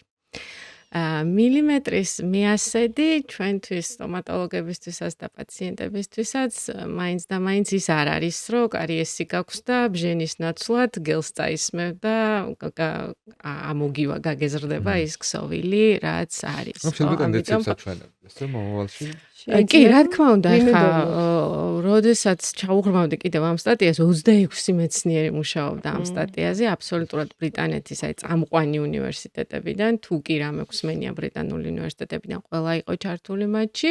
ერთი მენიშნა, რომ უმრავლესობა მათგანი იყო ან ესეთი ნანოტექნოლოგიების ინჟინერი, უფრო ტექნოლოგიური ინჟინერიის კუთხით იყო ადამიანები ჩართული და მხოლოდ 3 იყო სტომატოლოგი ჩართული და სწორედ სულ როგორც ჩვენ აღნიშნე, ეს ტენდენციას გვაჩვენებს, რომ ეს არის დასაწყისი, ვთქვათ, ინჟინერულ დონეზე, ნანოტექნოლოგიების დონეზე და შემდეგ ნელ-ნელა ჩაერთვებიან ამ ყველაფერში კლინიცისტები. და ერთი კიდევ იყო საინტერესო, რომ ეს კვლევა ჩატარდა ექსტრაგირებულ კბილებზე, ანუ მარტივად რო ვთქვათ, ამოღებულ კბილებზე.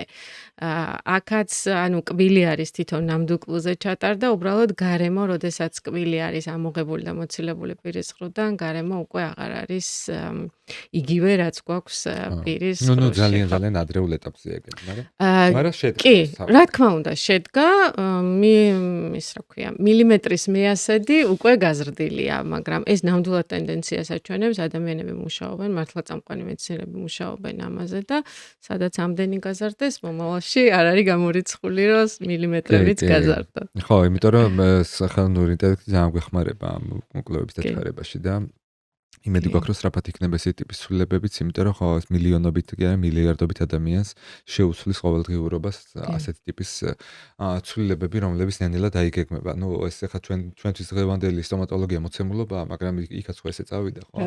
თითქოს ნაბიჯით. და ბოლოსკენ მინდა რომ სოფო ესეთი რაღაც მინდა რომ გითხო და მარიკა, თქვენ ხართ ადამიანები, რომლებმაც დაიწყეს ეს პროექტი, რომელიც მიზნად ისახავს, რომ სტომატოლოგიაში, აკადემიურ სივრცეში, უნივერსიტეტების დონეზე ამ მიმართულებით სწავლა დაინერგოს, ან რიგ შემთხვევებში გაღრმავდეს, რომ სტუდენტები, რომლებიც დაამთავრებენ უნივერსიტეტებს, მზად იყვნენ პაციენტებთან სამუშაოდ, მაშინ როცა სახეზე გვაქვს რაღაცა ტიპის ან ქრონიკული დაავადება, რაღაცა ტიპის განვითარების დარღვევა, ქცევასთან დაკავშირებული პრობლემები და ასე შემდეგ. რა ხდება და ამაზე რო გითხრათ, რა პროექტია ეს და ვინ აკეთებთ, რატო აკეთებთ და ასე შემდეგ. ამ პროექტის ინიციატორი გახლდათ აი ევროპის უნივერსიტეტი, რომელსაც ჩვენ წარმოვადგენთ, მე და მარიკა.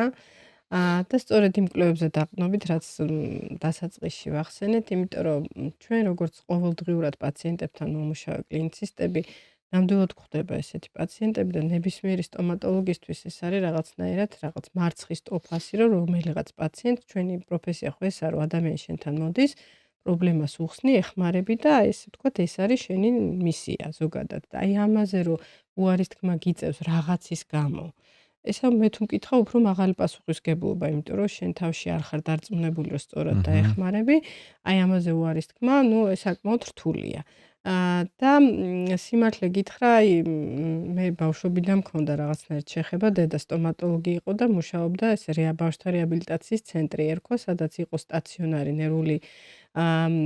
ნევროლოგიური სტაციონარი ბავშვებისთვის და პლუს იყო რაღაცნაირად ესეთი სარეაბილიტაციო ცენტრი, სადაც იყვნენ ბავშვები, ვისაც ჰქონდა ხერხემლის პრობლემები და აი ამ დიდ ასე ვთქვათ კონტინგენტს ემსახურებოდა დედა, როცა იქ მუშაობდა და მახსოვს აი ეს გამოწვევები ბავშვობიდან მახსოვდა, რომ რეალურად ძალიან რთული იყო მათთან კბილების დაბჟენა და სულ განიცდიდა და ასე შემდეგ და უმეტესწილად უწევდათ კბილების ამოღება ასეთი ბავშვებისთვის, სადაც თუნდაც ანესტეზიაც გამოწვევა იყო და შემდგომში ეს ანესტეზიის გართულებები, რომელიც შეიძლება აი ამ კონტინგენტისთვის დასაშვები ყოფილიყო და ამიტომ ეს რაღაცნაირად მესმოდა რაღაც ბავშვობიდან სანამ მეც გადავწყვიტავდი ამ პროფესიაში მოსვლას და ძალიან ახლობელი იყო.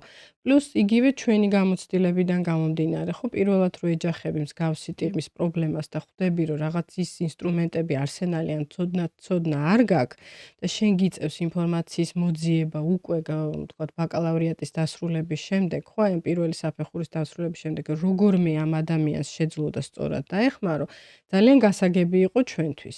და პლუს აი ის კვლევები რაც დაიდო. აქედან გამომდინარე ევროპის უნივერსიტეტმა ასე ვთქვათ პროექტი შეადგინა, რომელშიც ჩვენი ასე ვთქვათ პარტნიორები გახდნენ საქართველოს სახელმწიფო უნივერსიტეტები, ეს არის თბილისის სახელმწიფო უნივერსიტეტი, ბათუმის და ქუთაისის სახელმწიფო უნივერსიტეტები და ჩვენი საერთაშორისო პარტნიორები არიან თურქეთიდან, პოლონეთიდან და ბულგარეთიდან და ერთობლივად აი ეს პროექტი მიზნად ისახავს, რომ ჩვენს განათლების სტომატოლოგიური უმაღლესი განათლების საფეხურზე უფრო მეტი მოცულობით ჩაიდოს ინფორმაცია და კურსები ასეთი პაციენტების მკურნალობის, თუნდაც კომუნიკაციის მიმართულებით, თუნდაც უშუალოდ დაავადების და მათი სპეციფიკიდან გამომდინარე მკურნალობის მიმართულებით, ან ყოვლის მომცველად გაიზარდოს ის ინფორმაცია, რომელიც მიეწოდება სტუდენტს სწავლის დროს და მან უკვე დაამთავროს უნივერსიტეტი გარკვეული მოცულობით ცოდნისა, რაც დაეხმარება ასეთ პაციენტების მკურნალობაში და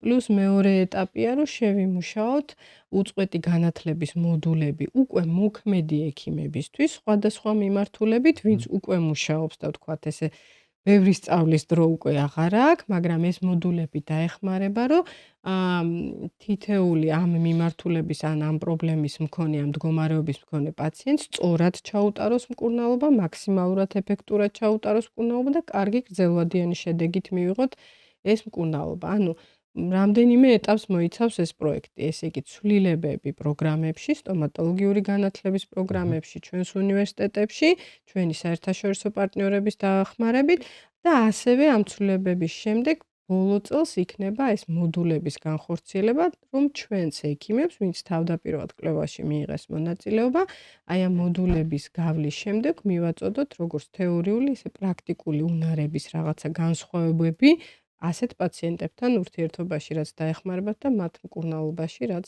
ასე ვთქვათ, ხელს შეუწყობს და ეს ასე ვთქვათ, პროექტის დასრულების შემდეგ ძალიან დიდი იმედი გვაქვს, იმიტომ რომ პროექტის ფარგლებში კიდე უნდა გადამზადდნენ, არა მხოლოდ ამ უნივერსიტეტის წარმომადგენლები იქნებიან ტუტორები ამ შემთხვევაში, უნდა გადამზადდეს კიდე ძალიან დიდი არმია ექიმების და პედაგოგების, ვინც ასე ვთქვათ, სხვებსაც მიაწვდენს ხმას და ცოდნას. ეს არის ევროკავშირის დაფინანსებით, ხო? კი, აი ამ დეტალებზე ახლა ეს გახლავთ Erasmus Plus-ის პროგრამა, რომელსაც აქვს ევროკავშირის დაფინანსება, საკმაოდ მაღალი არის ის თანხა, რომელიც არის გამოყოფილი ამ ყველაფრისთვის და ჩვენ ჯერა ნამდვილად აი მე ვამბობ ხოლმე, რომ მე შევიცვალე ამ პროექტის შემდეგ. მე ისეთი აღარა ვარ, როგორიც ვიყავი ამ პროექტამდე.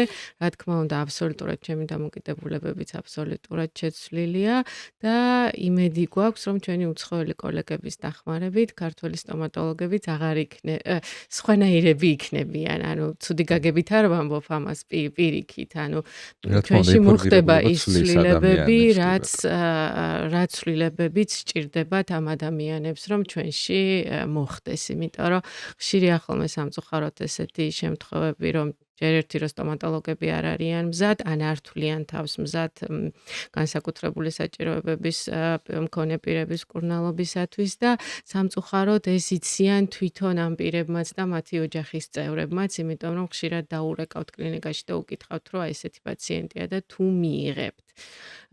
და მე აღარ მინდა რომ დაისვას ეს კითხვა. მე მინდა რომ ყველა და ჩვენ ყველას ვინ ჩართული ვართ ამ პროექტში, ჩვენი სურვილია რომ ყველა სტომატოლოგი იყოს მზად ამ პაციენტების მისაღებად და ყველა პაციენტმა იცოდეს, რომ ყველა სტომატოლოგი და ყველა სტომატოლოგიური კლინიკა მზად არის მათ მისაღებად და ყოველგვარი შიშის გარეშე შეძლებს მათ გაუწიოს მაღალ პროფესიონალური დახმარება იმ თავისებურებების გათვალისწინებით, რაზეც ვისაუბრეთ.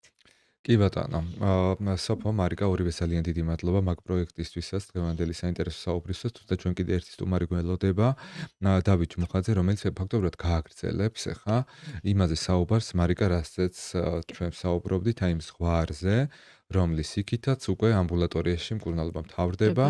ჩვენ უკვე გავიგეთ, რომ ამისთვის დაფინანსებაც არსებობს და როგორ უნდა მივიღოთ აი ეს სერვისები იქ რა გამოწვევები არსებობს, იმიტომ რომ ერთ-ერთი ყველაზე ხშირად დასმული შეკითხვა არის ხოლმე, რომ რამდენად შესაძლებელი არის, რომ რა სიხშირით შეიძლება გაკეთდეს ეს ზოგადი ანესთეზიები, როგორია ზოგადი პრაქტიკა, რა კითხვებს საწყდებიან ადამიანები ამ პროცესის დროს, აი ამ შეკითხვებს დაუსვამს ახლა ჩვენი წარმომადგენელი ლალი ბეგაძე, ბატონ დავით მუხაძეს, ყვასაღის ქირურგს, რომელიც არის ადამიანი, რომელიც უშუალოდ აკეთებს აი ამ ოპერაციებს, ამ პროექტში არის ჩართული. მოგესალმებით, ლალიკო, ძალიან დიდი მადლობა, ბატონ დავით, მოგესალმებით და გისმენთ. ჩვენ კი აქ სტუდიაში მაშინ ამით დავასრულოთ საუბარი. ჩვენ კიდევ შევხვდებით უკვე სხვა სტუმრებთან ერთად იმავე თემაზე გავაგრძელებთ საუბარს, იმიტომ რომ ჩვენ მხოლოდ ერთი ნაწილზე ვისაუბრეთ დღეს, ბაზისურ საკითხებზე ვისაუბრეთ. ჩვენ ასევე უნდა შევხვდეთ აუცილებლად მშობლებს, აუცილებლად უნდა შევხვდეთ სტომატოლოგთა ასოციაციას, მის ხელმძღვანელს, კაპიტან ქეთევან გოგილაშვილს, რომელიც ასევე არის ამ პროექტში ჩართული და იმ ყველა მხარეს, რომელსაც შეიძლება თავისი სათქმელი კონდეს ამ მიმართულებით. სავარაუდოდ ეს რამდენიმე ეპიზოდის შემდეგ უკვე მზად იქნება აი ეს მისი გაგრძელებაც. პროექტს ვუსურვებ ძალიან დიდ წარმატებას, პროექტის შესახებ ინფორმაცია თქვენ შეგიძლიათ რომ ვიდეოს აღწერაში ნახოთ. გემშვიდობებით მომავალ შეხვედრამდე და ვუსმენთ ლალიკოს. ბატონო დავით, ნებისმიერ ადამიანს სტომატოლოგიური მკურნალობა ცხოვრების განმავლობაში არაერთხელ სჭირდება და განსაკუთრებით თუ განვითარების დარღვევებზე ვსაუბრობთ, შეიძლება გარკვეულმა პრობლემამ, მაგალითად მანუალური უნარების დეფიციტმა გამოიწვიოს სხვადასხვა პრობლემები, კიდევ უფრო გაახშიროს ეს პრობლემები და ხშირად ისმის ეს შეკითხვა. რამდენჯერ შეიძლება ზოგადი გაუტკივარების გაკეთება და როგორი არის რეალური პრაქტიკა? მოგესალმებით, მივესალმები მაყურებელს, მადლობას გიხდით მოწვევისთვის და საკმაოდ აქტუალურ თემაზე გვიწევს დღეს საუბარი. რაც შეეხება სტომატოლოგთან ვიზიტს და ზოგადად ტკივილის მართვას, რომელიც მეტნაკლებად არის უკვე დღეს ნაკლებად, მაგრამ მაინც ასოცირებულია, ხო, აი ამ ტკივილების დაავადებებთან და განსაკუთრებით როცა არსებობს მწვავე შემთხვევები, როცა ტკივილი უფრო მეტად კინა პლანზე გამოდის. ამ შემთხვევაში, რა თქმა უნდა, გვჭირდება გაუტკივარების, ანუ ტკივილის მართვა, ხშირად ადგილობრივი საშუალებებით, ანუ ადგილობრივი გაუტკივარების გამოყენებით ვერ ხერხდება, ან რაღაც წინააღმდეგობები გვაქვს, ან პაციენტი არ აძლევს საშუალებას, ხო, დაუშვათ ასაკიდან გამომდინარე, ან ისეთ გამხლები ფსიქოემოციური ასე ვთქვათ, მდგომარეობიდან გამომდინარე, რომ ჩაატაროს ჩარევა, ამიტომ დგება საკითხი, რომ რეალურად გადავწყვიტოთ ეს პრობლემა. და ამ შემთხვევაში, რა თქმა უნდა, ზოგადი გაუტკივარება, ანუ ნარკოზი არის ერთადერთი უალტერნატივო საშუალება. რა თქმა უნდა, ზოგადი ანესთეზიის გამეორების სიხშირე დამოკიდებულია პაციენტის ჯანმრთელობის მდგომარეობაზე და საჭირო პროცედურების რაოდენობაზე. რეალურ პრაქტიკაში ვცდილობთ ერთ ანესთეზიის დროს მაქსიმალურად ბევრი დაუშვათ მანიპულაციის შესრულებას, რათა შემცირდეს რისკები და დაუშვათ პაციენტის დატვირთვა. ხო, რა თქმა უნდა, ამ მანიპულაციების მასშტაბიც განსაზღვრულია, თუმცა როცა ეს ხდება ნარკოზით, ანუ ზოგადი გაუტკივარების ქვეშ, ჩვენ შეგვიძლია, ასე ვთქვათ, აი ამ ჩარევების, ასე ვთქვათ, გაერთიანება და მრავალი ჩარევის აი ერთ პროცედურაში ჩატარება. და რა თქმა უნდა, განსაკუთრებით ეს ეხება შეზღუდული შესაძლებლობების პირებს, როცა განსაკუთრებულია კომპლექსური მიდგომა, ერთჯერადად მოხდეს ყველა საჭირო ჩარევა, რაც ზოგჯერ შეიძლება წელიწადში ერთხელ ან ორჯერ იყოს საჭირო, ხო? სანამ პაციენტი რეგულარულ, ბავშვად პროფილაქტიკურ რეჟიმში არ შევა. რეალურად პრობლემა უნდა გადაწყდეს, რამდენჯერაც არის საჭირო, უნდა ჩატარდეს ჩარევები ზოგადი გაუტკივარების ქვეშ. აი მშობლებს უჩნდებათ ხოლმე ძალიან ხშირად კითხვა, რამდენად უსაფრთხოა ანესთეზია, რა რისკებს უკავშირდება და ხშირად ნერვიულობენ განსაკუთრებით შერშემო პირების მშობლები, მათ რას ეტყოდით? მე პასახის ქირურგი გახლავართ, დაუშვათ უფრო დეტალურად ისაუბრებდა ამ თემაზე ანესთეზიოლოგი, თუმცა ჩვენ აუცილებლად კოორდინაციაში მუშაობთ და ეს მულტიდისციპლინარული და გუნდური მიდგომა აუცილებელია ნებისმიერ პაციენტთან მიმართებაში, განსაკუთრებით როცა რისკები მეტნაკლებად მაღალია, ხო, იმიტომ რომ შეშმე პირებში თანხლები დაავადებები, ხო, იგივე სომატური დაავადებები უფრო მეტად გვაქვს, ამიტომ ჩვენ აუცილებლად გვჭირდება ანესთეზიოლოგის, პედიატრის, დაუშვათ ასაკიდან გამომდინარე, სხვა მომიჯნავე სპეციალისტების, როგორც არის ნევროლოგი, დაუშვათ კარდიოლოგი, მათი ესეთი კონსულტაციები და რა თქმა უნდა, თუ ეს ყველაფერი არის გათვალისწინებული, აუცილებელია ძალიან ესეთ სკრუპულოზურად კარგად შევაგროვოთ ანამნეზური მონაცემები, რასაც ჩვენ საკმაოდ დიდხანს დროს უთმობთ. უკვე მომზადებული პაციენტი, რა თქმა უნდა, ზოგადი გაუტკივარება აბსოლუტურად უსაფრთხოა, მე მინდა ეს მითი განვაქარვო და ყველა მშობელს, განსაკუთრებით მშობელს, რომელსაც აქვს ესეთი შეზღუდული შესაძლებლობის მქონე შვილი, ხო, არსებობს საჭიროება. თუ ზოგადი გაუტკივარების გარეშე ეს ამ პრობლემას ვერ გადაწყვიტავთ, ზოგად გაუტკივარებასთან დაკავშირებით შიშები არის აბსოლუტურად უსაფუძვლო, როცა ეს ხდება სტაციონარში, როცა ყავს მაღალ პროფესიული გუნდი, რომელსაც უწევს ძალიან ხშირად ესეთ პირებთან მუშაობა, ამიტომ ზოგადი გაუტკივარება ნამდვილად არ წარმოადგენს საშიშს პროცედურას.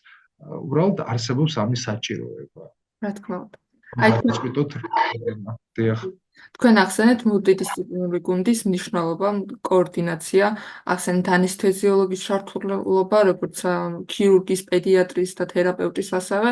აი როგორ ხდება ხოლმე ზოგადად ეს მუშაობის პროცესი, როგორ იგეგმება? წინასაოპერაციო მომზადება არის ძირითადად, არის მრავალეტაპიანი პროცესი, რომელიც იწყება დეტალური ანამნეზის შეგროვებით, სვავთ კითხვებს, თანხლები დაავადებების, მედიკამენტების, დაუშვათ ალერგიების შესახებ, ხო? აუცილებელია, ანესთეზიოლოგის, სტომატოლოგის, ქირურგის და ხშირად ნევროლოგის, კარდიოლოგის და სხვა მომიჯნავე სპეციალისტების კონსულტაცია.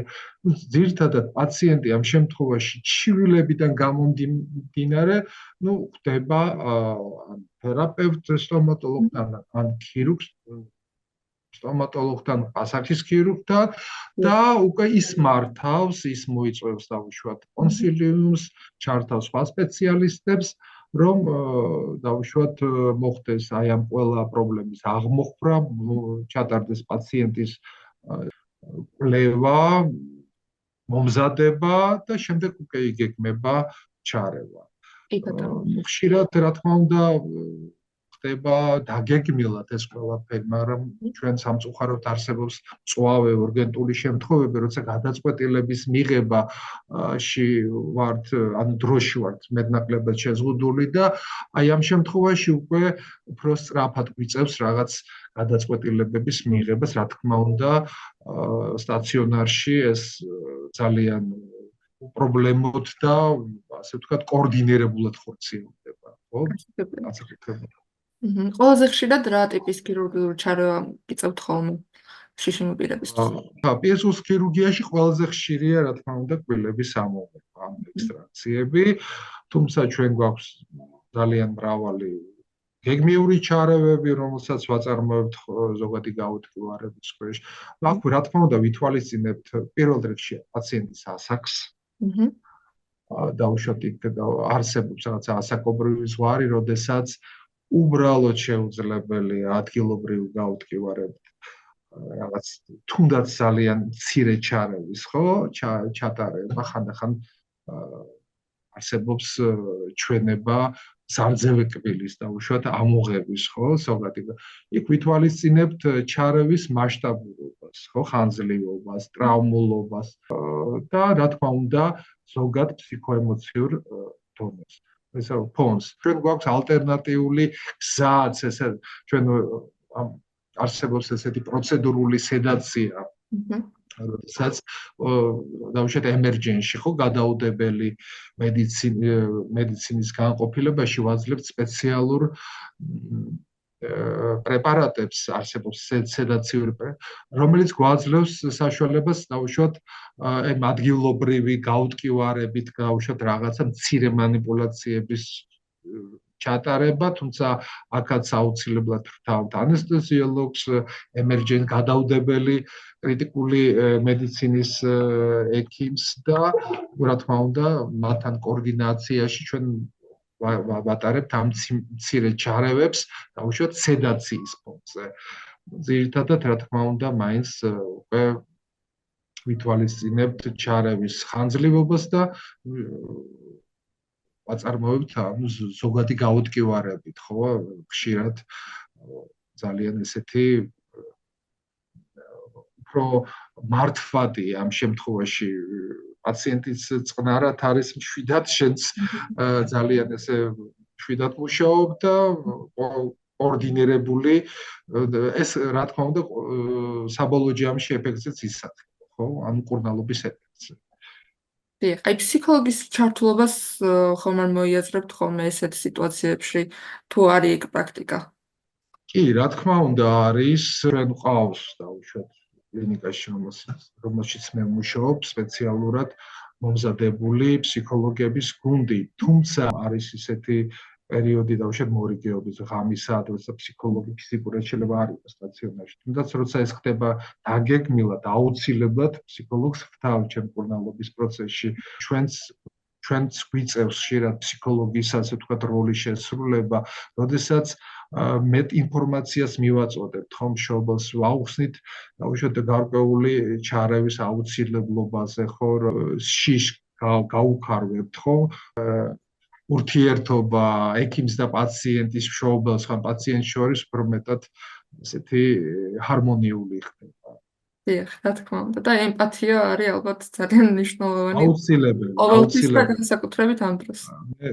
განსაკუთრებით, რა თქმა უნდა, ჩვენს დარგში, მედიცინაში ზოგადად. მადლობა. მადლობა თქვენ. მშვიდობიანი სახანო.